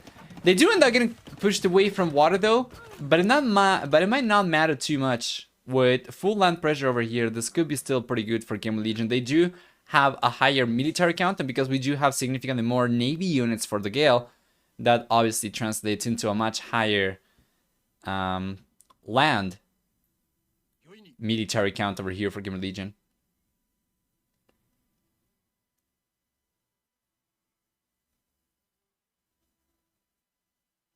This card's good. Purple versus blue is a hard one for me. I see. Okay, alright. I can clearly see the difference between green and yellow over here. However, in the minimap sometimes, and especially depending on the terrain type, it can be like really tough to tell both apart because they do not really contrast too much. I'm just here for the large trees, Pog. Dude, I need to make a command for that. I need to make a command for this mod or something. Okay, what's going on? Let me take a look.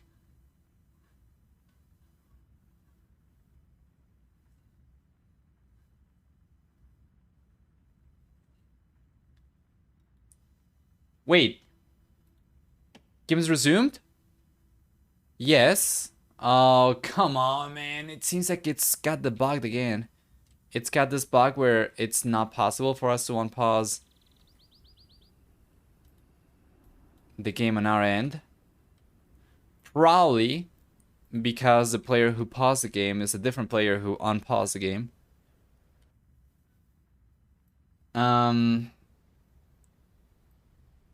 Yeah, well, this is pretty bad.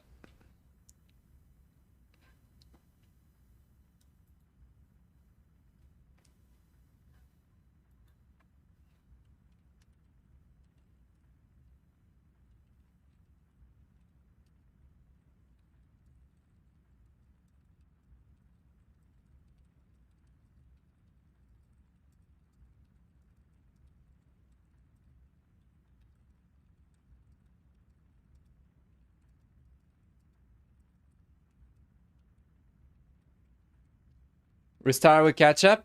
Not going to work. We already tried that in the past with this bug a few times.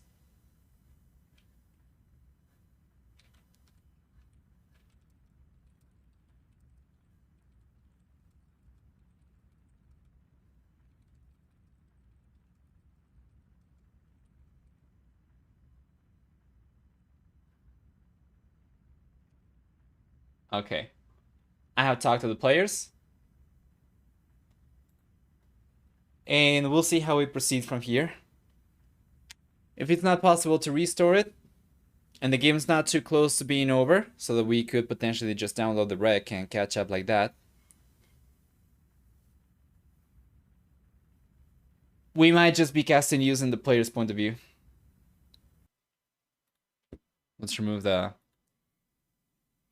mute.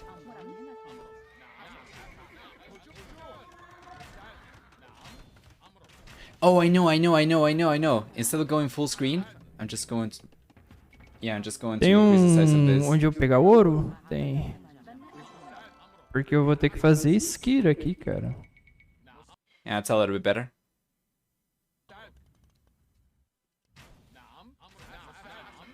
Yeah, you're right. There is a big score lead in favor of DauGel and Miguel.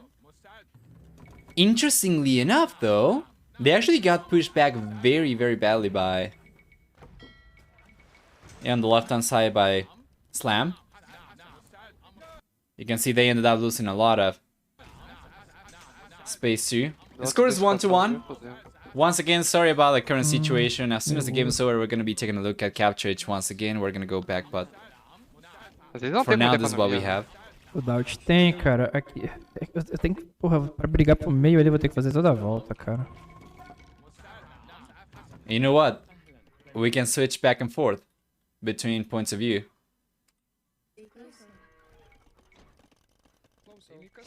So yeah, the great thing about Gamer Legion currently is that they actually have some presence around the center. Maybe, yeah. Just send a smaller Use a group. few. I think it's I can important. sling you some gold if needed. Yeah, I need gold. Gold is so needed. Yeah, give me 1 sec. I can do such Correct. amazing things if I get gold. Let me get the upgrade. Yeah, I'm gonna give you a crop ton. It seems like everyone's in the Imperial Age already, except for Miguel specifically. We can take a look at Miguel's point of view as well. Oh god, Here. it's not really working. Sending knights there. There in a second. Here's Miguel's point of view. We can take a look to see what his population is looking like. This is the slowest point of view switch ever.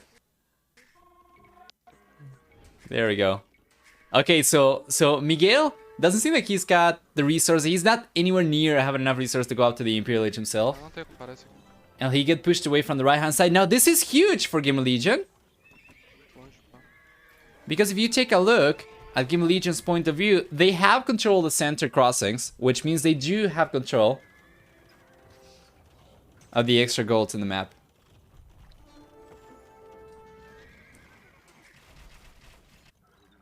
Only this game, guys. Don't worry. As soon as this game is over, we're going to be going back to Capture H.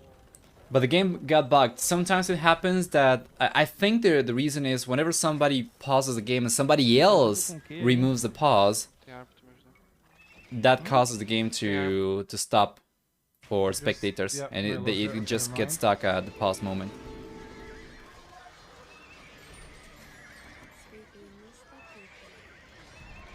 The bomber cans are the game changer here right now. Once I clean this up, I will send everything there.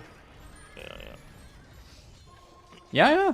Gamer Legion's looking good. Guys, this is huge! We do still have a score lead for DauGel, but it doesn't matter too much. Because Gamer Legion will get access to all the extra gold at the center while Miguel's getting pushed away from the right-hand side. We take a look at Miguel's point of view over here. I can see that, yeah, even DauGel has gotten pushed away from the left-hand side crossing too. So without access to gold over here, how on earth will Miguel ever get to the Imperial Age? Without getting to the Imperial Age, how will they come back into this game? And if you take a look at the minimap over there, you'll see that currently the score lead is going to be due mostly to DauGel having full water control, as it's going to be controlled by blue and yellow. So Miguel and his ally respectively. But as Gamer Legion keeps on pushing them back from the center, wouldn't be surprised to see the score switch very soon. We already have Paladin as well. For DauT. And if we take a look at DauT's point of view, I would like to see one of those units to see exactly how many relics he's got and what his attack is for the Paladin. Probably not going to be selecting a single Paladin, but I imagine it probably already has him fully upgraded at the very least for Iron Casting, and I'm not really sure if he's managed to get any relics though. Sending stuff, sending. Can't believe they come back again. Yeah, after losing full water control, how do they come back over here? But they do it. Wow.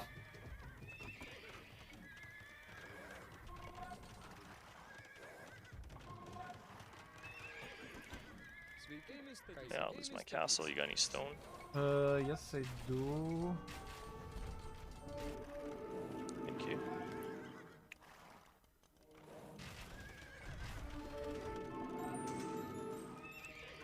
There we are. We have Pikeman for Miguel, but guess what? That's not going to do anything against Paladin.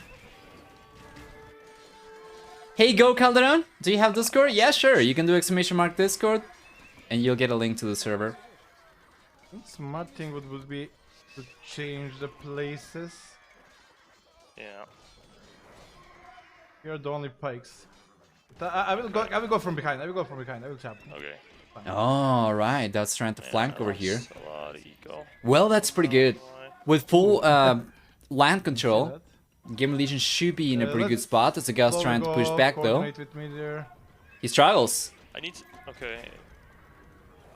I'm just gonna run, because I don't know if you're coming or not. I'm coming from here. Are you sure? Okay. Yeah, I'm right there. Okay, thank you. Yeah. Alright. Maybe that And sorry about that, by the way. The alert did not come through because I had this window on top. Yeah. Yeah. Okay, coming.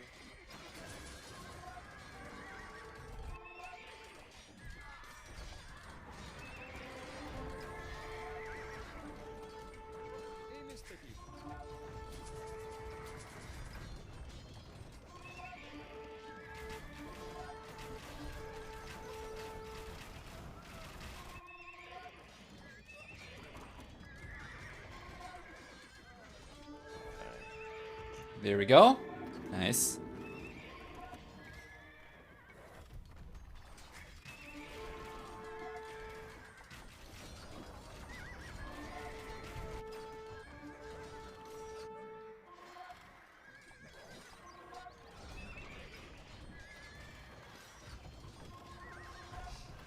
My eco is just trash.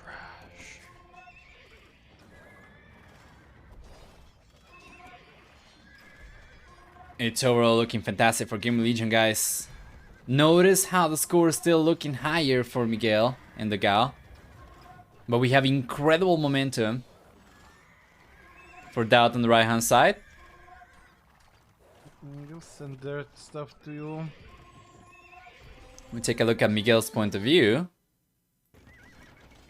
And he's getting pushed back. It's gone down to 116 population or so. We take a look at Dogao's point of view. Tomar na buceta. É isso aí, Patedão. Keeps on trying to sling Miguel. At the very least, he's making some progress on the left hand side. So they might be able to get some extra resource over there, but for the most part, there's only stone that they have available currently.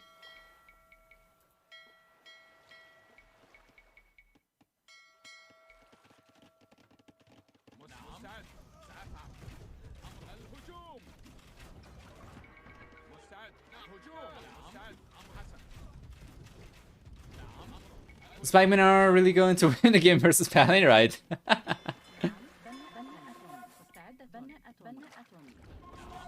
Ai, mais bala. Opa, eles trocaram de lado. Yeah, we have all the year now. For Miguel's Deixa eu finally mandar got meus into the piqueiros de MPLH. volta. Alright. Yeah, yeah. Well, with the guy getting pushed away from the left-hand side crossing, there isn't really too much they can do anymore.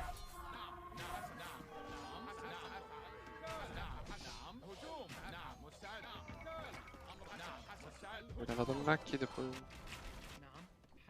Fudeu.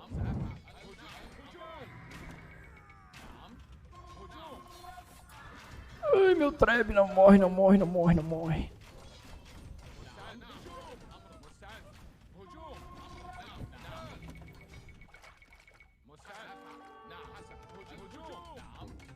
Let's take a look. I got used army not doing anything. Yeah, and now it's switching back and forth. Take a look at the score. Going back and forth between Gamer Legion and dogel. I'm here. This would be a second comeback already for Gamer Legion in this set. And a pretty darn good one as well. Let's go in his economy. He got like. Okay, yeah, let's go. You should remember. Oh, Yeah, I saw Calderon, but I'll have to take a look at that after the stream, for sure. Alright, I'm here. GG. Nice. There we go. GG's being called. According to the plan. Gordon. Fantastic.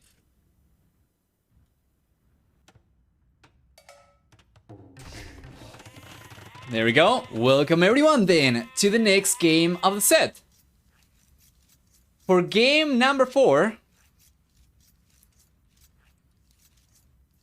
we're gonna have on the left-hand side Slam and DauT playing with Saracens and Dravidians, respectively. Very interesting to see Dravidians over here from DauT. Meanwhile, for the Dogao and Miguel, we have Dravidians and Japanese, respectively. So let's enable predictions. As always, you're gonna have 5 minutes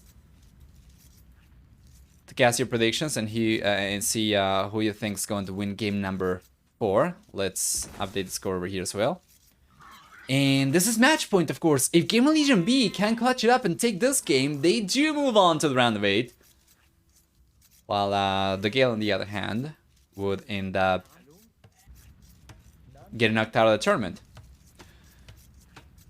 So, yeah, taking a look at Dravidians first, given we're gonna have this civilization affect both teams, we'll see that DauT and the dogao civilization will first off provide 200 additional wood upon reaching a new age. Rather, they'll get also a 50% discount on barracks upgrades.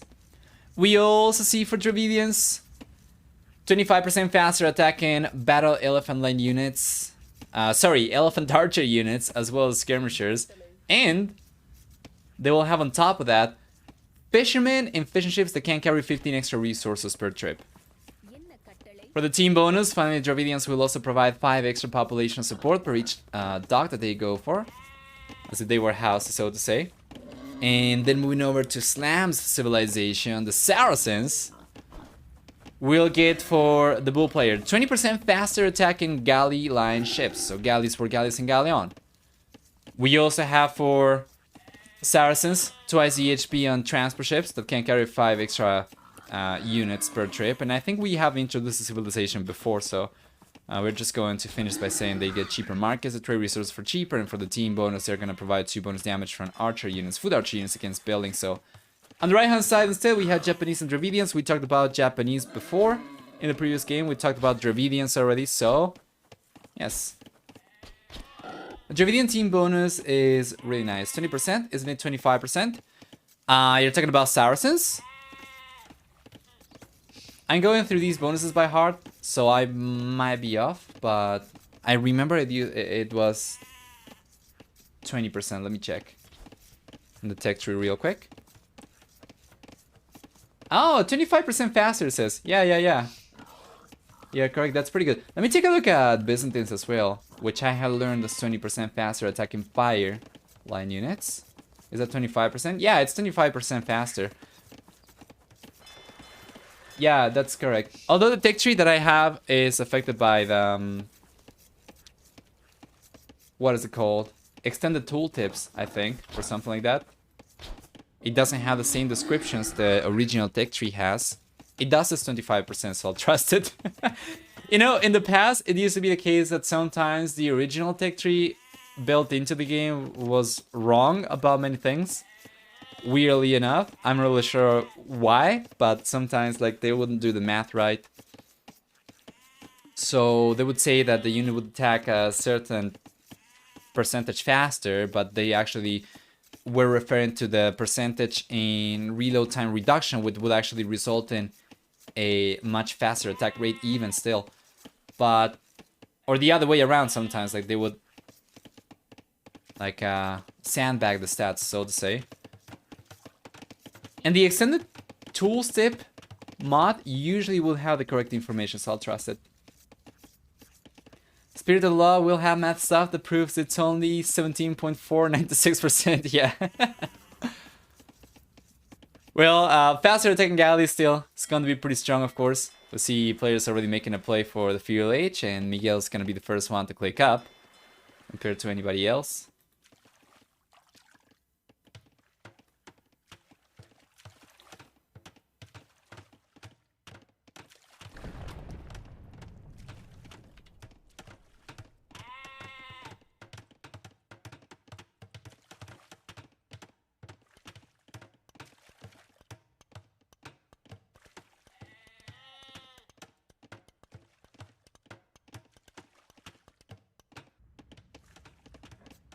There we go. Wow! Ro, thank you so much for the bits! 1,000 bits! That's gonna keep me going for over a week with 10 avocados. It's very much appreciated, thank you. Glad you're enjoying. Hope you guys are all enjoying the tournament so far. It's been a long one. We had 5 weeks of group stage going all the way around the world with so many different maps. Now we're going to have all of them available once again for the playoffs. Man, that was pretty good for Miguel. Hold on. Takes a scout from Slam.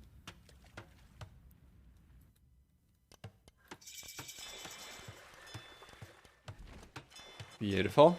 Third dog's already coming up for Miguel. And well, dogau's about to get to the Fuel H. DauT's about to get to the Fuel H. They'll be getting extra resources. The game's still very much up for grabs, of course.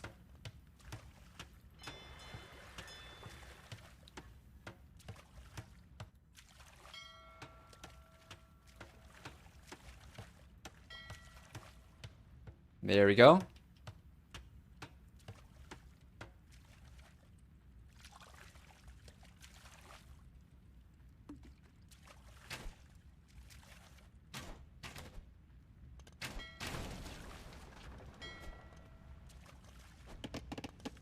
There you are.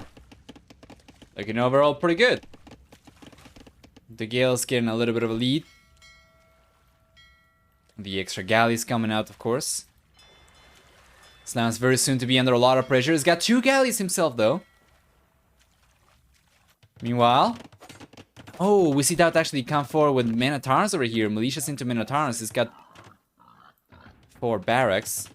4 archer range as well. This is pretty good. Doesn't that pushing already dogao away from the wood line. He's gonna get a tower come up over here as well. Well, he could have tried to go for the tower on the right hand side and push those villagers away from wood.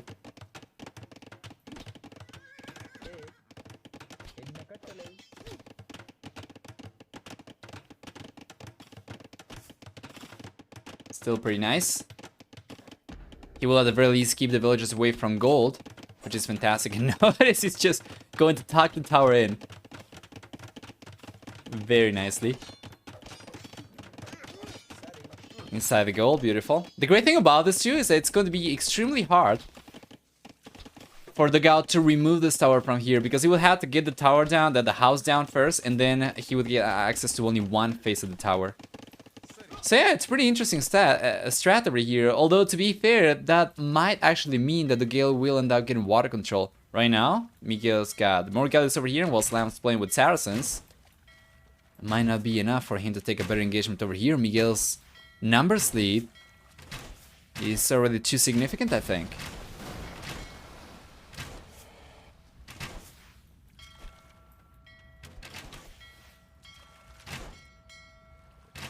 There you are.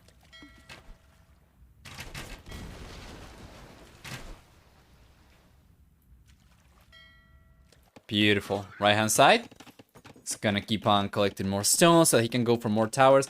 The great thing about DauT's position over here is that he could potentially, and just bear with me, we do only have a blue tower to work with, but he could potentially go for like a 1 tower over here, and it would still be beyond the range from this tower.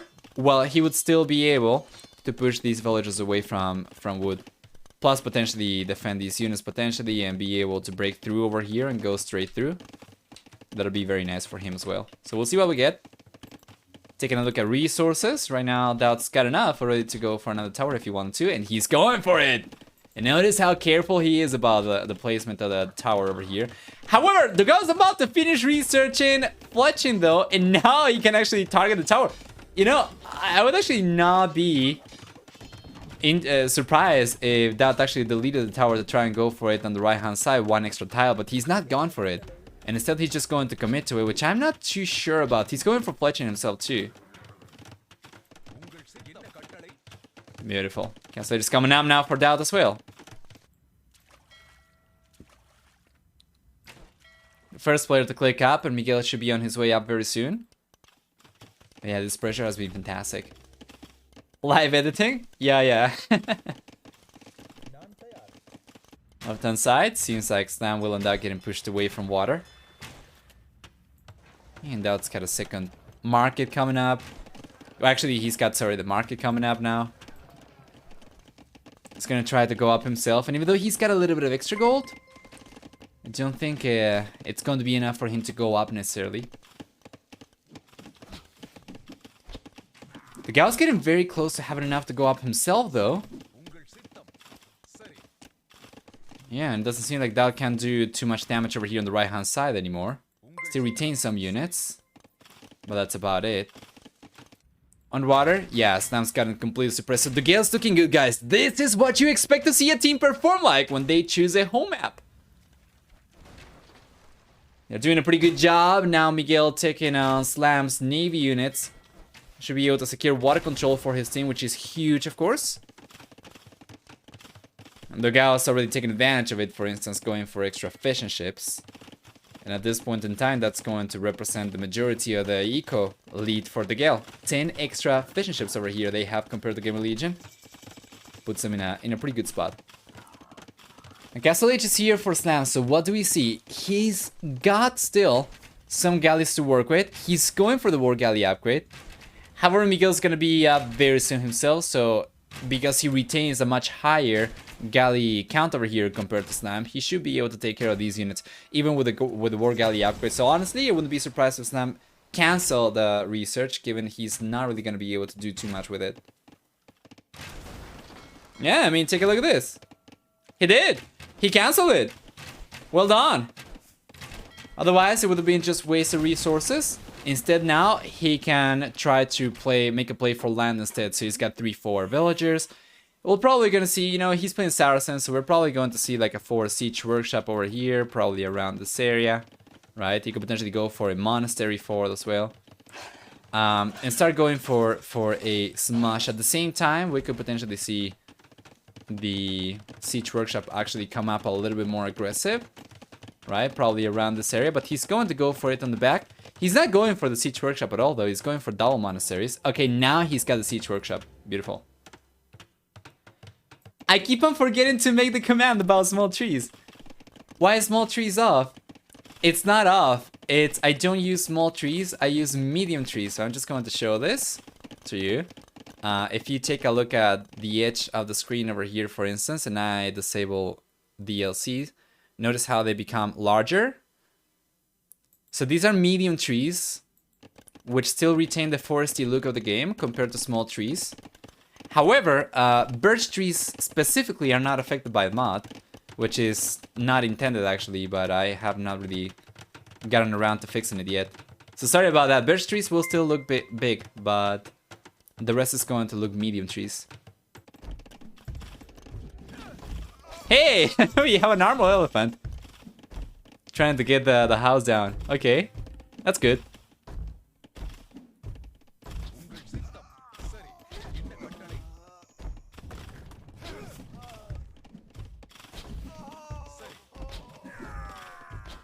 We have Chunkers! With one alone, he's able to get the house down and take the tower down as well.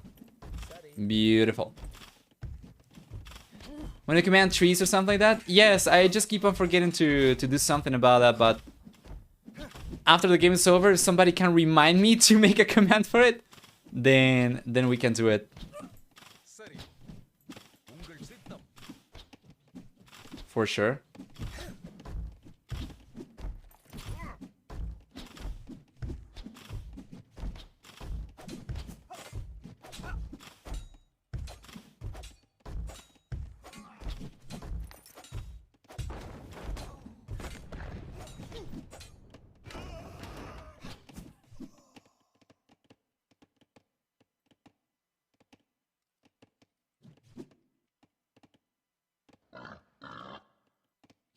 All right.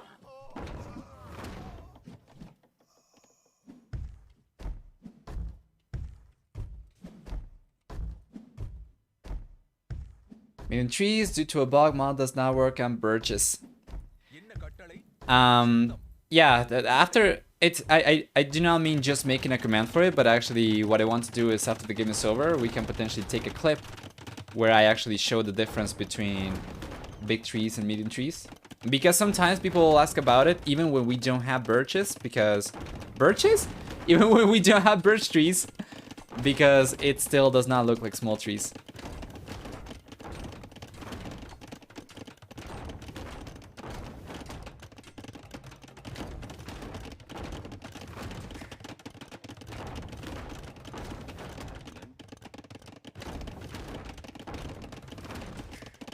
Beautiful push. Saracen's hungry, man. Saracen's heat the TC over here. Might not be kills, does not matter. You'll get it. Just gotta be careful though.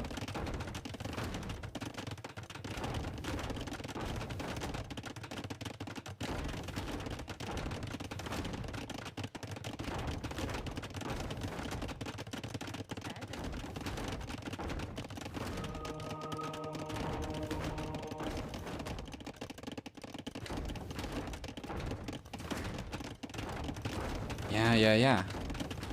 Good job. He's going to zone the Mangle out with his monks.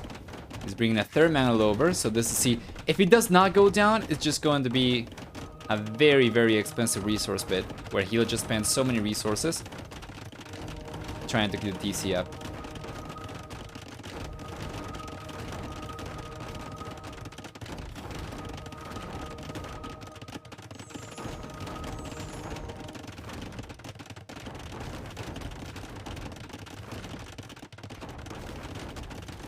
There we go, TC goes down finally. With the defensive castle, he should be able to hold on against land pushes anyway.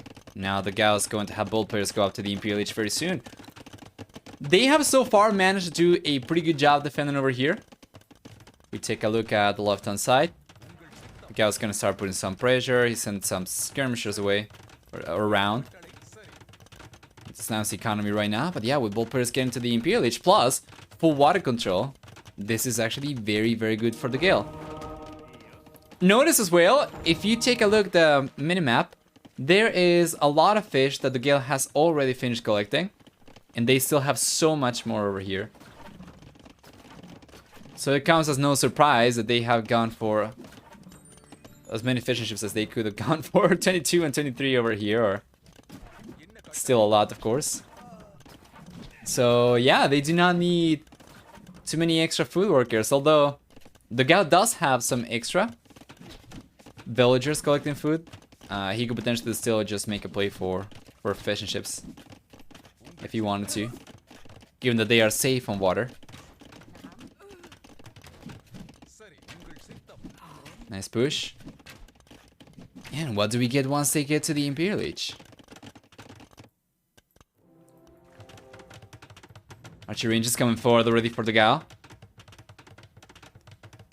Are we gonna see Elephant Archer? I think we're gonna see Elephant Archers over here. He's going for Thumb Ring already. He's going for Wheelbarrow. Meanwhile, Miguel instead. Well, if we're gonna have ranged units from Dravidians, Miguel's gonna have to provide a meat shield himself. Or is he going to go for Cavalier with Japanese? Wouldn't really be the best unit to go for, but There's nobody from Game Legion sub to the Imperial Lich yet. Maybe it could work out. We'll see. Yeah, Miguel's going... He's going for Carini right now. I guess he could potentially try and make a play for Cannon Galleon instead. Ballistics coming out for Miguel. He's about to get to the Imperial Lich. There we go. Meanwhile, DauGao's got the Arbalister upgrade. He's got Chemistry as well as Leather Arch Armor. So no elephants over here. No chunkers. Just Arbalisters. Interesting. Oh man, that's a lot of monks over here trying to get the conversions. He does end up taking a few. Miguel still, of course, retaining control of all the dogs he's got. Should be able to take care of that just fine and clean out the converted units just fine. So yeah, DauT's gonna get to the Imperial Lich very soon. What is the plan over here for DauT? So far, he's been going for economy for the most part only. It's gone up to 104 villages, got 8 more queued up, but I don't see too many military buildings over here at all. DauT's making a water play. Yeah, there we go. He's been going for some docks. Ideally, DauT's gonna get a castle up, and he's already managed to get enough resources. So getting one over here close to the shoreline is going to be enough for him to protect all these docks and potentially start making a play for comeback and water. It's pretty interesting to see. There we go. Imperial Lich is gonna be here. He's going for the castle on the back though.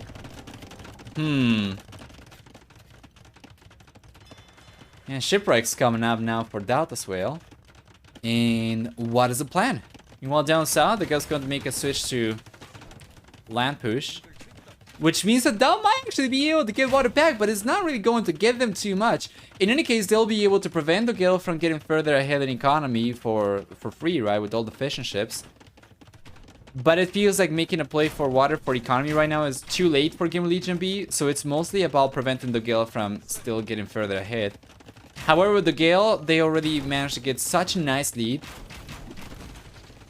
And with the transition to land push over here, it doesn't seem like Game Legion will actually be able to do too much. Yeah, actually, we have Theories of Die coming out for DauT. Yeah, that's good.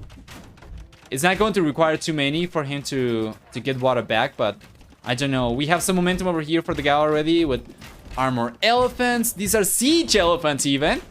Arbalisters. The forward castle. We have churches coming out right now for dogel as well. It just doesn't seem like this is going to be enough for Game Legion. Slam's going out to the Imperial Lich himself. But the same situation as well. Feels a little bit too late.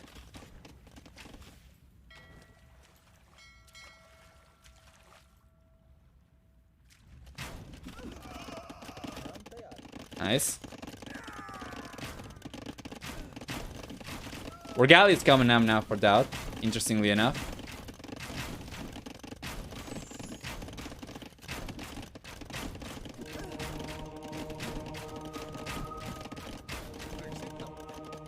Conversion coming up, maybe? He got it. I don't think it's going to make too much of a difference at all, though. Meanwhile, the armor elephants are coming over, taking the TC down. We have 3 over here only, but they are so strong and so tanky. They take the TC down. While tanking the castle, no problem. Another one's coming up now for dogel. Another castle. Absolutely fantastic.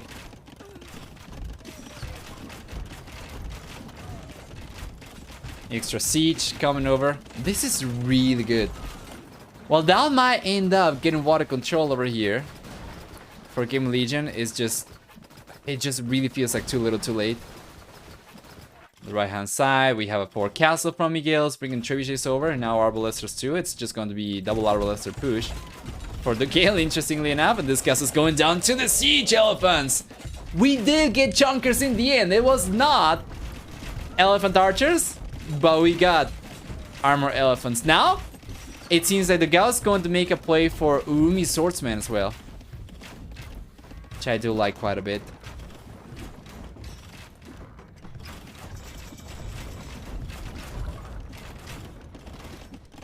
Another forward castle coming up right here for dogel. Well, it seems like we already have this push in motion. is extremely hard to stop for Gamer Legion. You can clearly see DauT certainly not gotten the resources. Not really gotten anything back from the water push he's gone for. And he simply does not have the means to come back over here or to hold on even to this land push. There's a forward castle coming up once again for the DauT. DauT's going down to 75 population compared to the DauT's 185. Actually 195 even. Yeah, the guy's gonna be pop capped in a moment. A little bit of a panic castle coming up over here, but we already have the armor elephants moving over, the siege elephants moving over, plus the trebuchets over here. That castle shouldn't really stay up too much, so that's going to be GG. Guys, Gamer Legion loses game number 4, and dogel equalizes the set. This is so interesting. Now, game 5 will be the decider, of course, to see who moves on to the round of 8 to fight against White Wolf Palace. Now, there's a very special situation over here for Gamer Legion B, actually, that I had not mentioned before. And that is the fact that Gamer Legion B signed up with DauT, with Slam, and with the Viper. But the Viper, as he's been focusing on Golden League for such a long time, he's not been playing Age of Empires 2 at all. But if Gamer Legion makes it to the round of 8, we could potentially see the Viper come back for Terranova Duos. Let's take a look at the achievements. Or play his first set of the tournament, of course. The final run. So yeah, for achievements, we're gonna see dogel with a very close to 3-to-1 KD ratio, getting a better trade than anybody else in this game for military, while Miguel, on the other hand, got very, very close to 3-to-2 KD. For economy instead, we'll see a much stronger economy for dogel, like for sure. Not even close. And then for society, a much higher than 50% worker distribution in favor of dogel. So well played.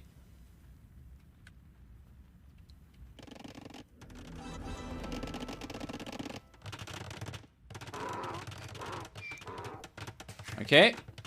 This time around, it's a good start for everyone.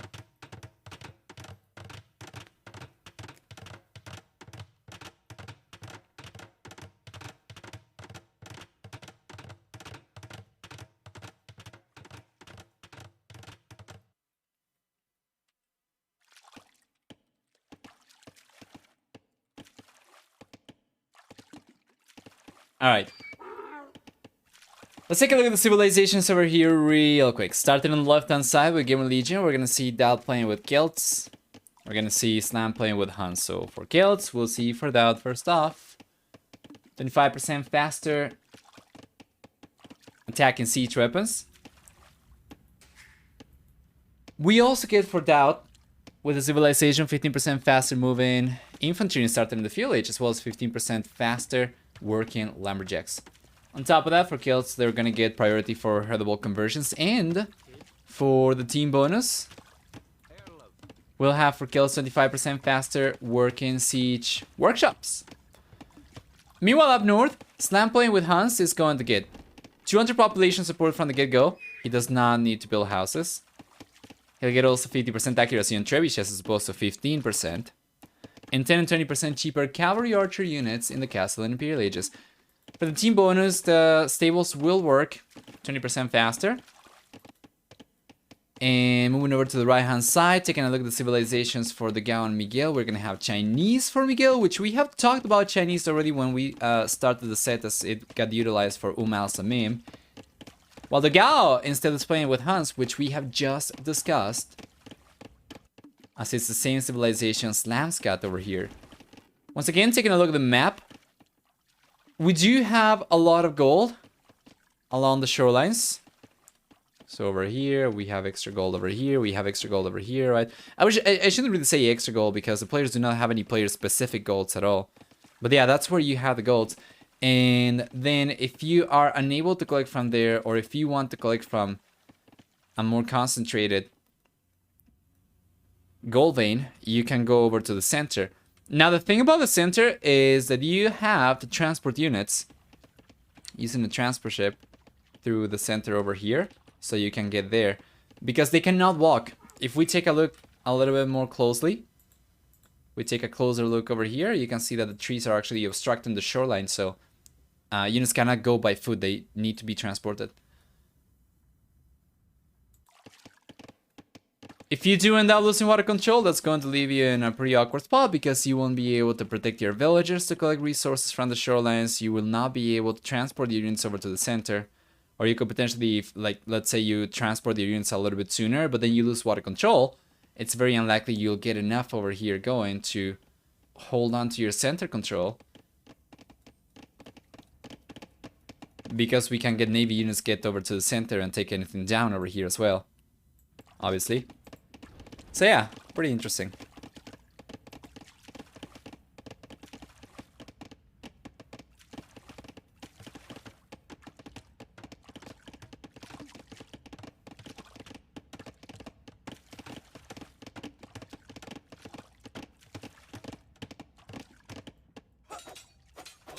A little bit of a skirmish on the left-hand side as we see the first few players going up to the fuel H.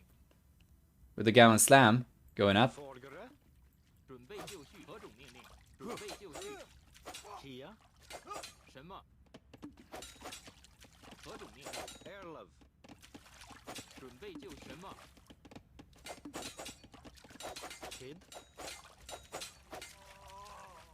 Well done.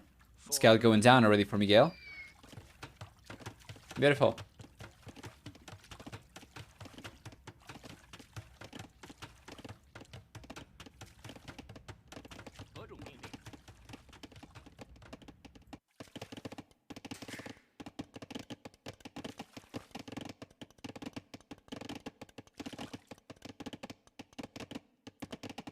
There you are. Feel it's gonna be here very soon for Slam, for DauT as well. Meanwhile, Miguel specifically doesn't seem to be going up just yet. Only now. He does have a higher worker count compared to anybody else.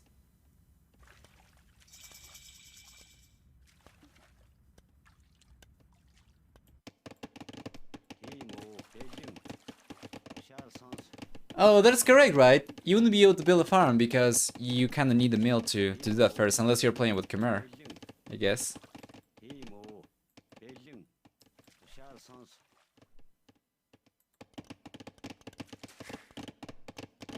There we go, village over here. What is that going to do? Just fast castle. This is very standard to see on this map as well.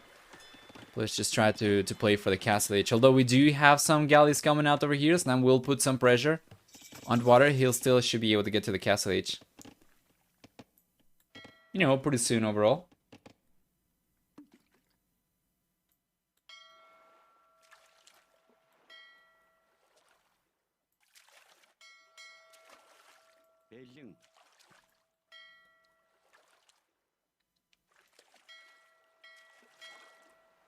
There we go. Yeah, good defense over here for Slam as well. DauGao is trying to put some pressure himself too.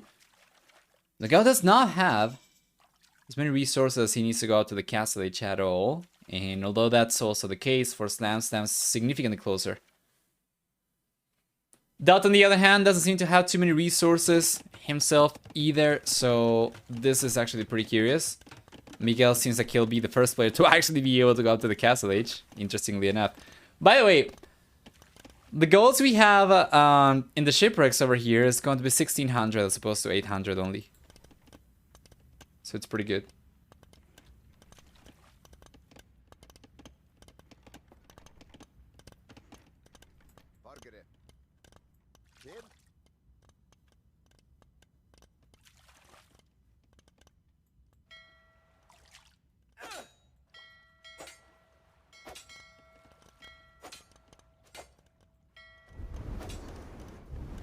There we go, nice.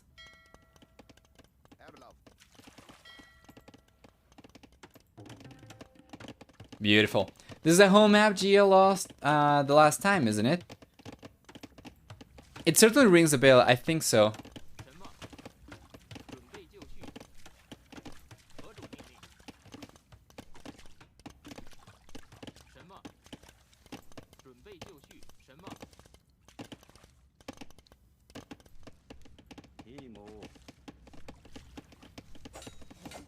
Alright, the scouts actually over here. Will there be enough? Yeah, it seems like the guy will be able to take Slam scouts down.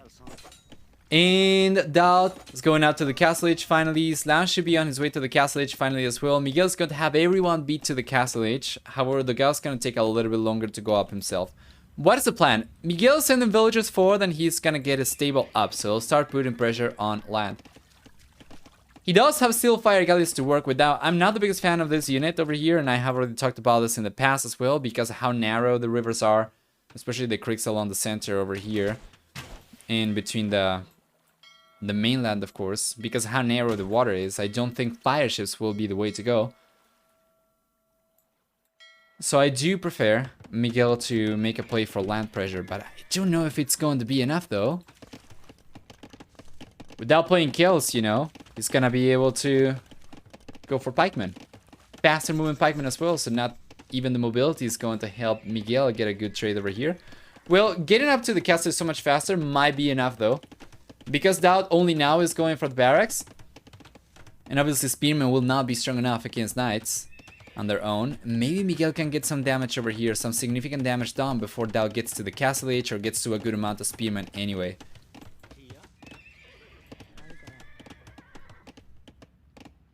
Let's check. Seems like DauT's going to send villagers over to transport them over to the center, I would imagine. They ended up running out of gold in the center and the other team had water trade. Oh, you're right. That was a very long game. I remember. Yeah, you don't really expect... I think it was like an hour and 40 minutes or so. Ah, I mean, who was the other team? Now I remember. Yeah. You don't expect the team to actually run out of resources at the center. But yeah, that was the case. Oh man, who was the other team? Damn it. I can't recall now. Was it Fox Beta?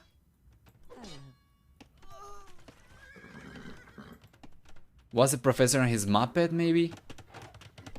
I don't remember which other teams were in the same group. So can't really tell, but yeah, I remember the game broadly. Good memory, by the way.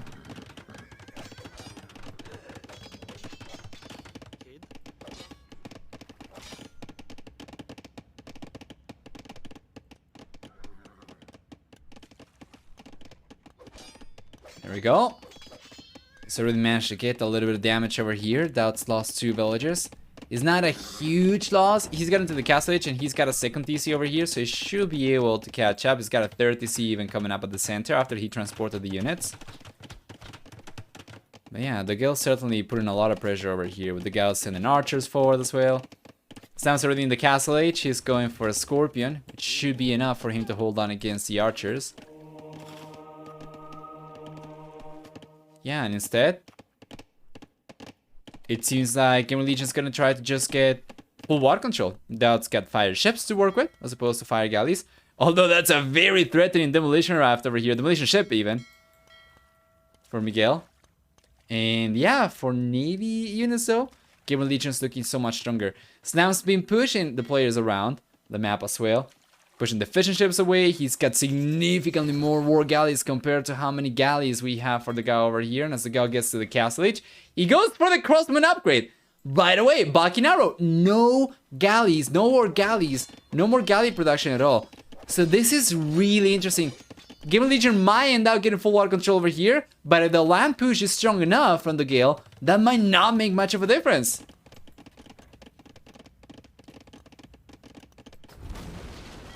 Beautiful. He took all 4 ships. I think he... Oh, yeah. Actually, we can go back a little bit.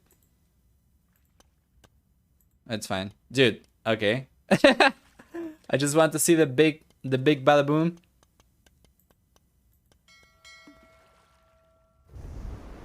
Bow! There we go. Now let's catch up.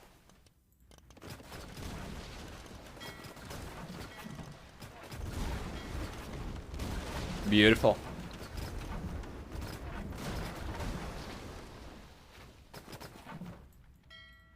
The end slam does end up pushing Dogel out of water, kinda.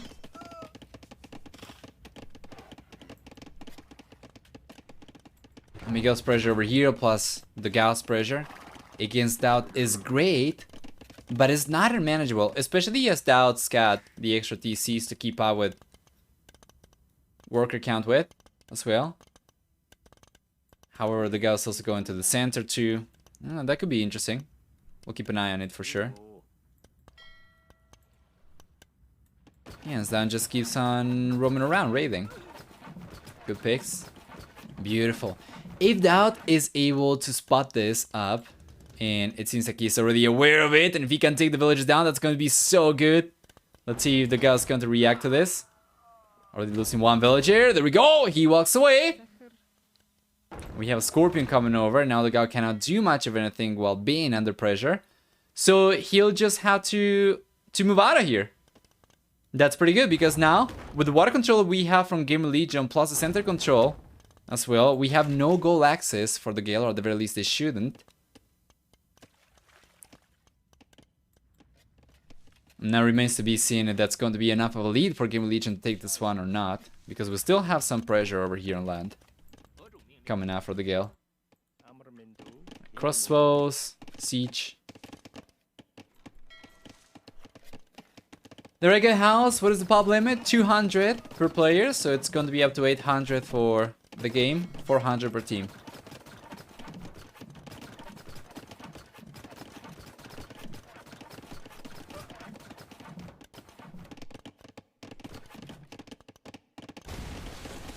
Oh man, that was a good shot. That was a good shot. How many war galleys do we have for Slam over here? 12 versus 12. HP pool. Looking better for Slam actually. He's bringing a few fire ships around as well. So he's getting a good surround over here. That was a great one as well. Oh boy, notice how Slam's actually trying to block these units with fishing ships. It seems a little bit suicidal, but he does end up cleaning most of these units up, and the ones that we have left over here still will be very low HP overall. So Slam can definitely clean this up. Well played! Gamer Legion's getting full water control, they're getting full center control over here, and this is going to put the Gale in a pretty awkward spot. We have talked about this at the very beginning of the game as well. Without water presence, you cannot really secure any of the outer goal, right? Check this out! Slam's rolling around, man, and I guess the Gale's probably not gonna be feeling too happy about restarting the game, but it was good sportsmanship from them regardless. Good job, and Gamer Legion in the end doesn't that manage to get a nice lead over here.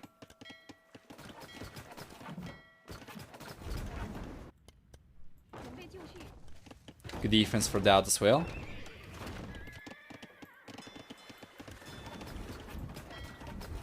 Yeah, and Gamer Legion's looking strong. Well, Slam was not really paying too much attention over there. Shouldn't have gotten cleaned up, for sure. I'm not exactly sure what he was paying attention to. So we see a house over here. What? Sorry, a gate over here. What is that about? Not really sure. Not really sure what he was paying attention to. But he ended up giving up on his units on the right-hand side. Now he's bringing the extra war galleys.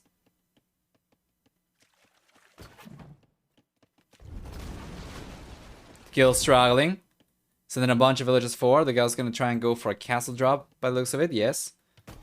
Miguel's probably gonna try to go for a castle drop himself too. Against DauT. I do like this from the guy as well. He's trying to bait these siege weapons away so that he can actually find a good location for the castle.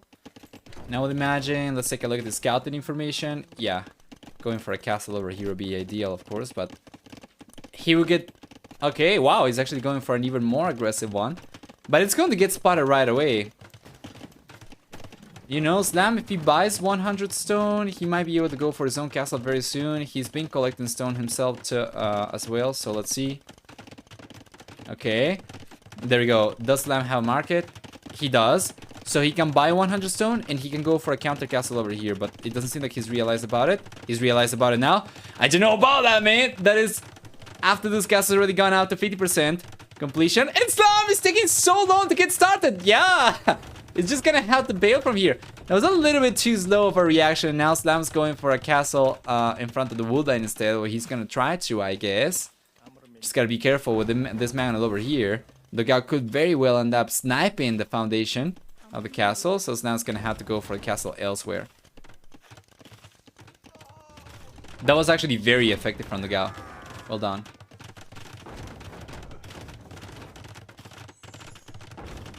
Miguel's got the resource to go for one himself too.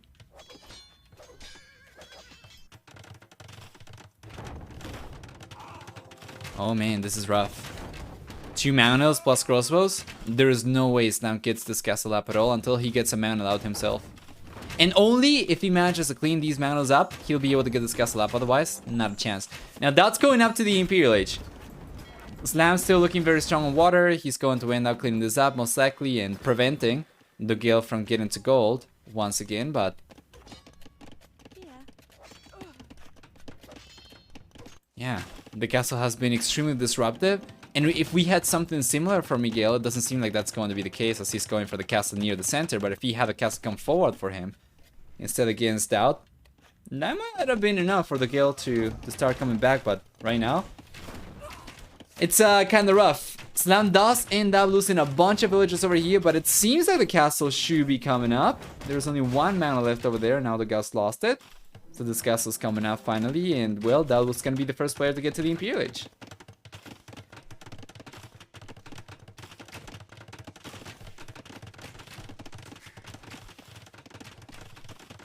Nice quick walls. And there we go. Imperial Age is here for DauT, guys. What do we see? We have another castle coming up north. For Mr. DauT.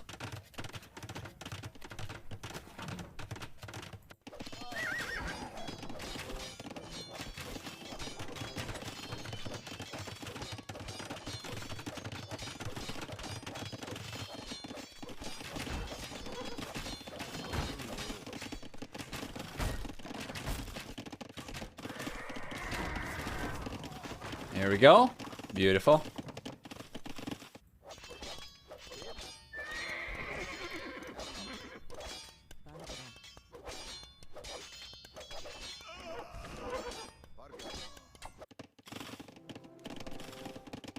Fantastic.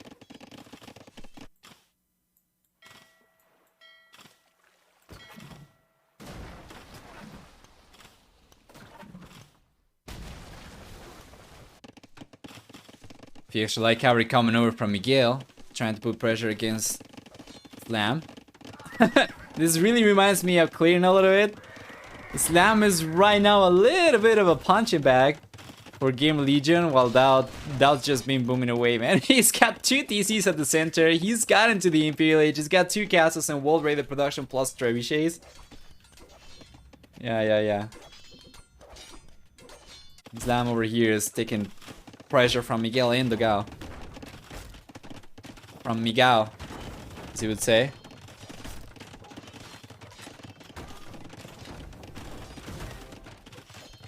Nice.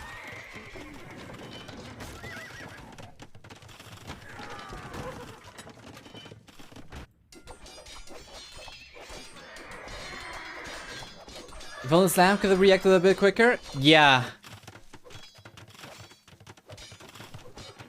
I'm not really sure, you know. I think his reaction was not too late. It could have been a little bit faster, but I think he got kind of screwed by pathing a little bit because the villagers wouldn't get away from the foundation. Would keep on stepping on the foundation. That delayed the castle quite a bit too.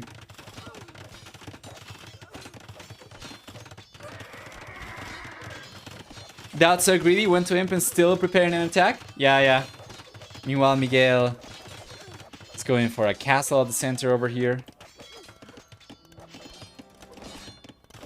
DauT was able to push the villagers for the most part. Now he's got a mana. He's getting the village down. Well played. There's only 1 villager left over here, but with the castle we have from DauT, now he's starting to go for World Raiders himself too. And there we go! The villager's gone down from Miguel, and this castle's getting the night. Do we have any extra villagers at hand? We don't. As a matter of fact, I'm not really sure exactly how he managed to probably over here, I guess. Not really sure how he managed to get there, but man, that was really rough for Miguel. Now the DauT's got into the Imperial Age, but Game Legion's looking strong, guys. We have trebuchets from DauT moving over to Slam's side of the map to clean this up. We have Old Raiders going for right away for DauT, both on the right and left hand sides. He's gotta get conscription. Ideally, he wants to go for a 4th castle as well. so he can produce more units. But right now, still looking strong enough for him to at the very least hold on. And with one extra castle, I'm pretty sure he should be able to get a stronger push going.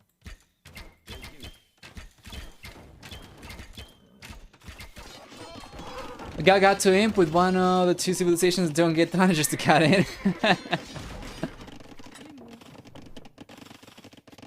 Rip.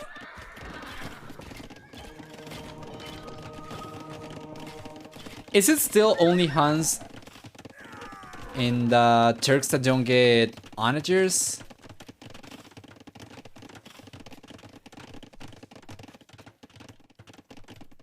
Isn't one of the new civilizations also limited in that way? Don't remember. They run out of resources to make villagers? Don't think so.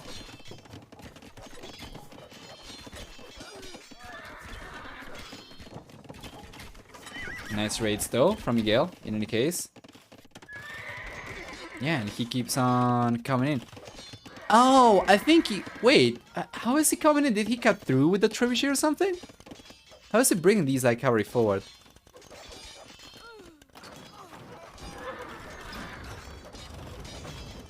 I think he might have cut.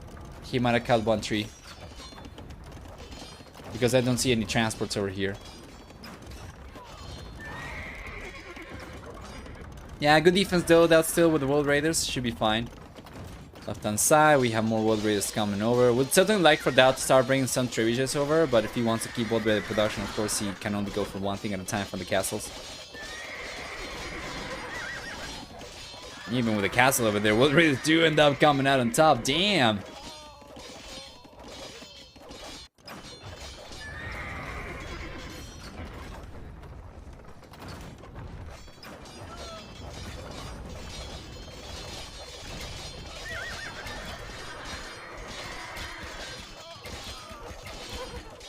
Beautiful.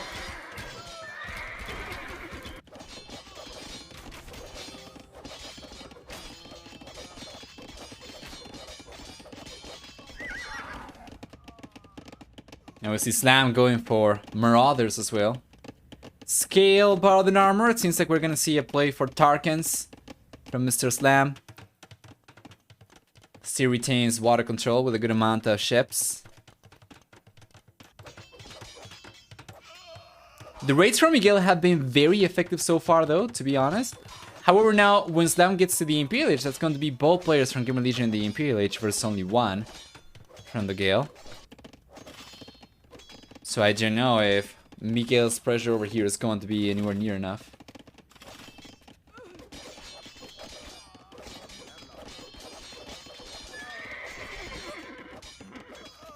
Defensive castle coming up for Miguel over here. Still keeps on raiding. And they do have more military units compared to Gamer Legion. Oh boy. Oh boy, this is a very strong push. And choo-choo, here comes the pain train. 7 sea trams. A lot of as fully upgraded cavalry archers they can get for Huns, except for heavy cavalry archer that's coming up still 10 seconds away. Oh boy. Oh boy, Slam's getting to the Imperial Age. You know, Tarkans would definitely clean this up for sure, and he's already gotten Marauders. He's going for plate Paladin Armor right now, so he can start producing the units. I just don't think he's got the infrastructure though, and this might just be another case of Gamer Legion getting a little bit too greedy. But he does have a good amount of stables, so he should be able to clean this up. Won't be able to save that castle for sure, but he's already gotten the upgrade that he needed. And with a fairly small amount of Tarkans, he should be able to push these units away though in any case. How many sea trams do we have over here left? 10. Still, Slam's gonna be playing the punching bag role for Game Legion. While DauT on the left hand side, he's gonna have very nice push coming over. This be an epic comeback by the Gale? Yeah, definitely. I just don't know if it's going to be the case though. That castle's going down, which means that Miguel's got no stone fortifications over here anymore. And then up north, it shouldn't take too much for Slam to get enough Tarkans to push this back. We only have ranged units in Siege. Both those units are going to die to Tarkans. That's just the way it is. Are these elite? No, these are standard, so losing the castle in the end is going to be pretty detrimental for Slam as he cannot keep on upgrading the units.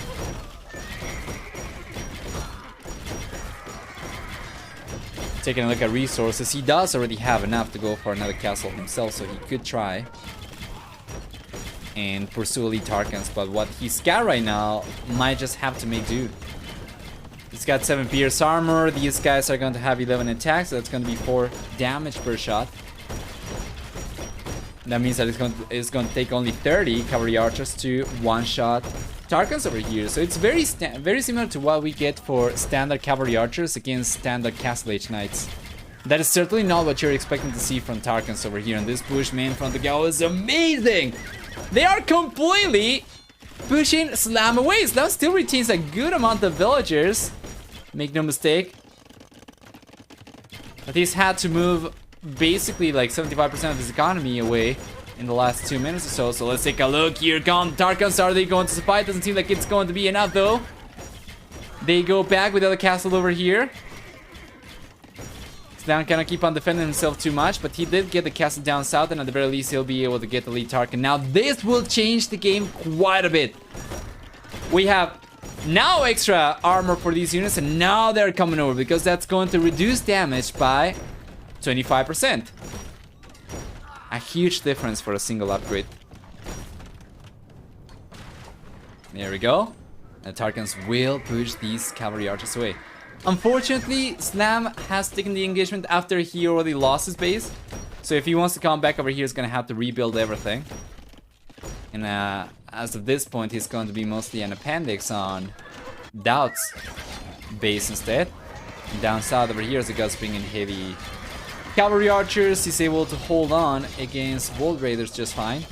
And while DauT does have a very strong production going, he does not have anywhere near as many units as he needs to actually push these units back. He keeps on trickling World Raiders, which is not going to be the answer, of course. So yeah, while we do have still water control for Gamer Legion, we do still have center control for Gamer Legion and access to all of this extra gold. The Gale is actually looking pretty dominant over here with some momentum. They do have about 75% of the map controlled. In Gamer Legion, they are still looking alright, but they need to come back from this position. Dogel has done a great job putting pressure. I think Miguel's still in a rougher position. He's been able to stabilize. He's taking a lot of damage, to be fair. His population is not the best, true. But they managed to gain a lot of ground. Unfortunately, though, even if they did that, they are not really getting access to many extra resources or anything. Where are the Navy units from Gamer Legion? You don't have any anymore. Okay. We don't really have too many Navy units for the Gale, so Gamer Legion could potentially try and come back on water, and it wouldn't be too hard. But for the time being, it seems that the Gale will actually retain control of the shorelines and the extra golds. But very soon they're gonna have to start going for trade if they want to keep on going, of course, because Gamer Legion's center goal is going to be so much stronger.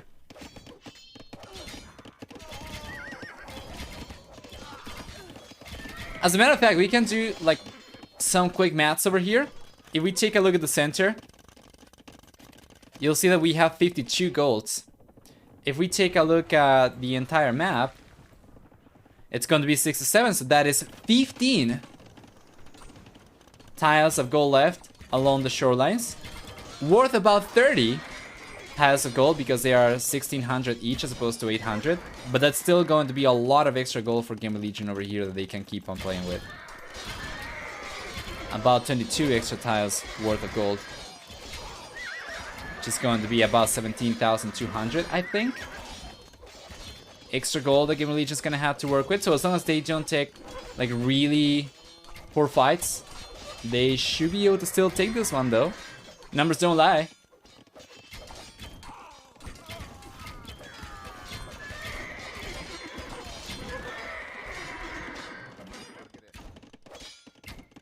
There we go. 17,600 by the way. I'm not really sure if I said 17,200, but anyway, it's still going to be over 17,000 extra resources. Just talking about gold over here. Good defense for the Gale on the left-hand side. Nice raid for the Gale on the left-hand side, though, once again. Unbelievable. They just kept Gamer Legion tiptoeing over here. Just playing defensively for the most part.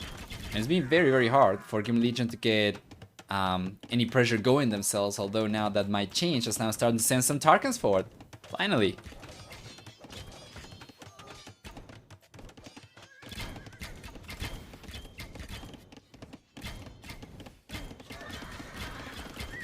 There we go. Now that's good. That's good for Slam. He's going back to his base now. He's going back to his map quadrant. Meanwhile, it seems like DauT's able to defend over here just fine. This is good for Gamer Legion. They are stabilizing and starting to push back as well. They are repelling the Gale's push.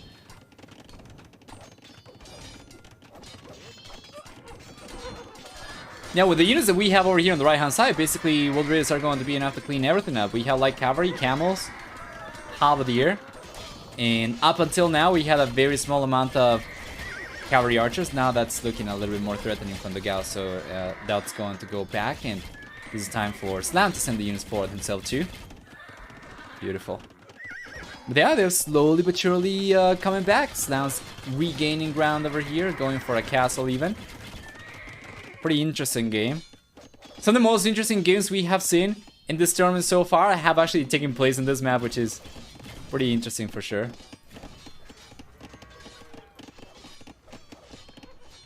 Now we are behind a little bit. Gonna try to catch up if possible. Although I don't think we'll be able to go much faster than 1.7x anyway. But yeah, Miguel's got 0 on gold. Now we have 11 on gold for the Gale. The Gale's been the player with more access to gold from the Gale for sure. Like he could potentially keep on collecting from here, whatnot. So I'm pretty sure this is by choice.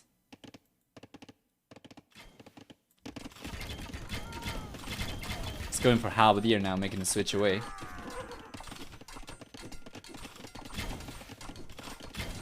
So I would say by choice because otherwise...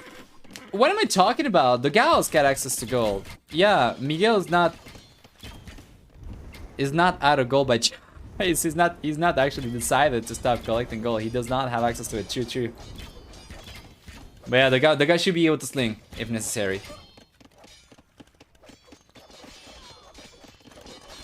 Nice raid of the center from the Gale. We need a castle over here if Gamer Legion's gonna be holding on without any military units though. Nice push back. Once again, more rams coming over from the Gale. Heavy cavalry archers. And oh boy! Gamer Legion's getting a huge push going on the left-hand side as well. But will this be strong enough to suppress Miguel? Well, Miguel certainly seems to be struggling quite a bit, but Slam's actually on a lower population. So who comes out on top over here? DauT's gonna be really careful. The Trebuchets will be taking TCs down and whatnot, as long as he keeps protection, of course. But I don't know if this is going to be enough. How many light cavalry do we have over here? We have a lot of light cavalry. We still have a lot of World Raiders still. Seems like the World Raiders are coming out on top. It's actually really close. The light cavalry plus the camels do end up cleaning that up, and while the TC goes down, DauT gets pushed away from here.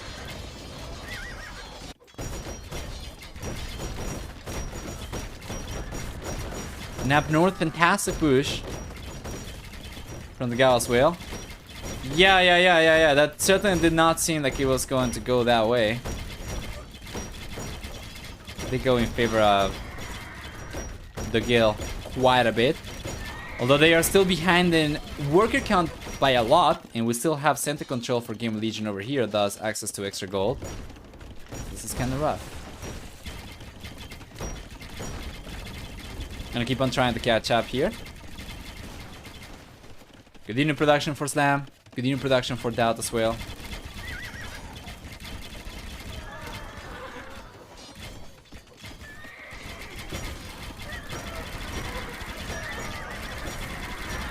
Nice push from the Gale, taking Slam's TCs down again. Slam's making a switch to the same unit. The Gale's been going for himself, so On paper, the DauT shouldn't really have an edge over Slam, as long as both players go for the same units. Of course, the numbers right now are looking so much stronger, though, for the Dogao.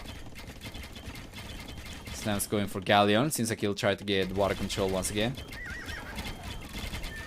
And as we already established before, we don't really have too many Navy units for the Gale, so Game of Legion shouldn't really have to invest too much to get water control. The same can be said about the Gale too. And to be honest, I feel like the Gale definitely should be getting a lot more by going for water and getting water control, because at the center over here they will be able to push a Game of Legion away from these resources. While Game of Legion getting to water once again is not really going to make too much of a difference. They already have center control, they're already looking good.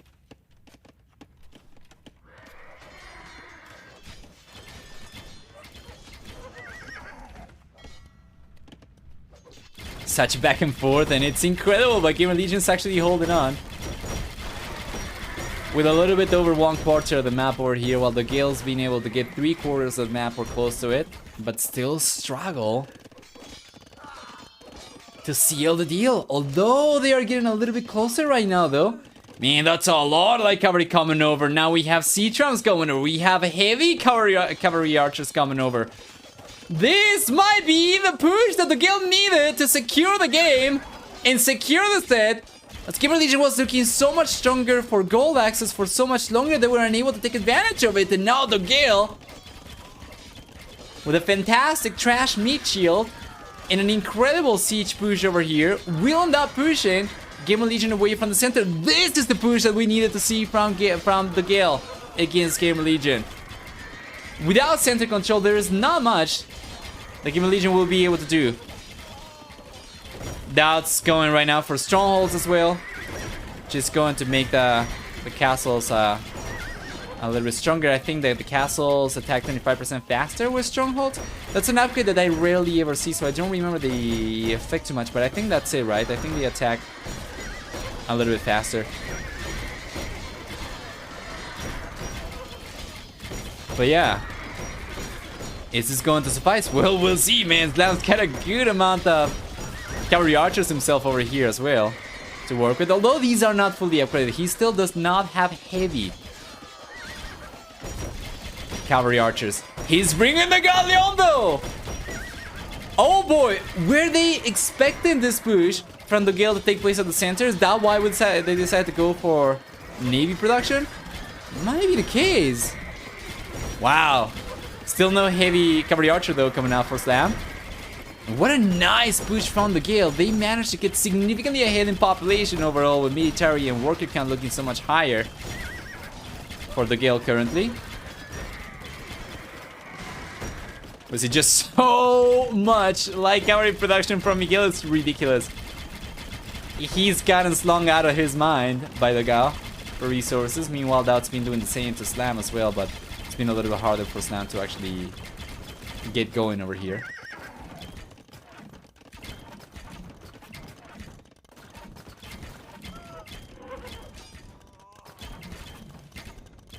And oh boy, we are past an hour. An hour and 10 minutes into this game.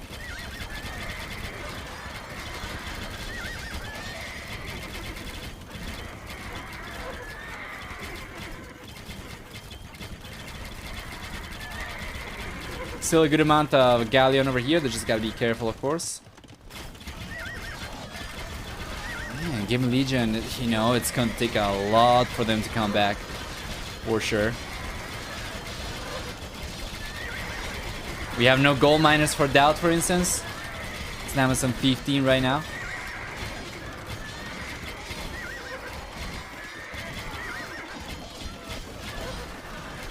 More world raiders coming out for DauT as well. It's gonna have a little bit of a push going down south as well. We'll see if he can get any damage done over here. Don't have really too many Galleon left for Slam at all. He's gonna keep on going for more though. And where does he have most of the Galleon? It seems like he's just going around. This is a plan for Game of Legion. They are just trying to starve the Gale for gold. But it's not possible. The Gale's already getting access to the center goal, which means they can keep on fueling this push over to the center, and there's only so much ground that, or so much water that Slam is going to be able to cover with this Galleon, of course, so... yeah, it just doesn't seem like it's gonna work out over here in the end. Game Legion crumbling population right now going under 200. Meanwhile, the Gale going over 300 at this point. Seems like the game is going to be over, guys. And what a great one we have seen. Game Legion B loses this game, and it certainly seems like that's going to be the case. They get knocked out of Terra Nova Duos, leaving Game Legion A only left in the tournament, representing the organization. And that's gonna be GG! We won't get the Viper playing in Terra Nova Duos, as the Gale do end up taking Gamer Legion B out of the tournament. Well played! The Gale moves on to fight in the round of 8 against White Wolf Palace, and Gamer Legion B gets knocked out in an incredible set. Super long series. Well over 4 hours. And what a marathonic set. Let's go and take a look at the achievements real quick. What do we get? We're gonna have a stronger KD for the Gale by quite a bit, approaching 3-2. And that was the only player from Gamer Legion with a better than 1-to-1 KD ratio, but it was not anywhere near enough compared to the Gale's traits over here. You take a look at economy, and while it was looking very competitive, it was always a little bit better for the Gale, despite a very greedy approach from DauT this game. For society, we also have a higher worker count as well for the Gale for most of the game. Only towards the end we can see the Game Legion managed to get ahead, but yeah, well played, the Gale. And DauT taking this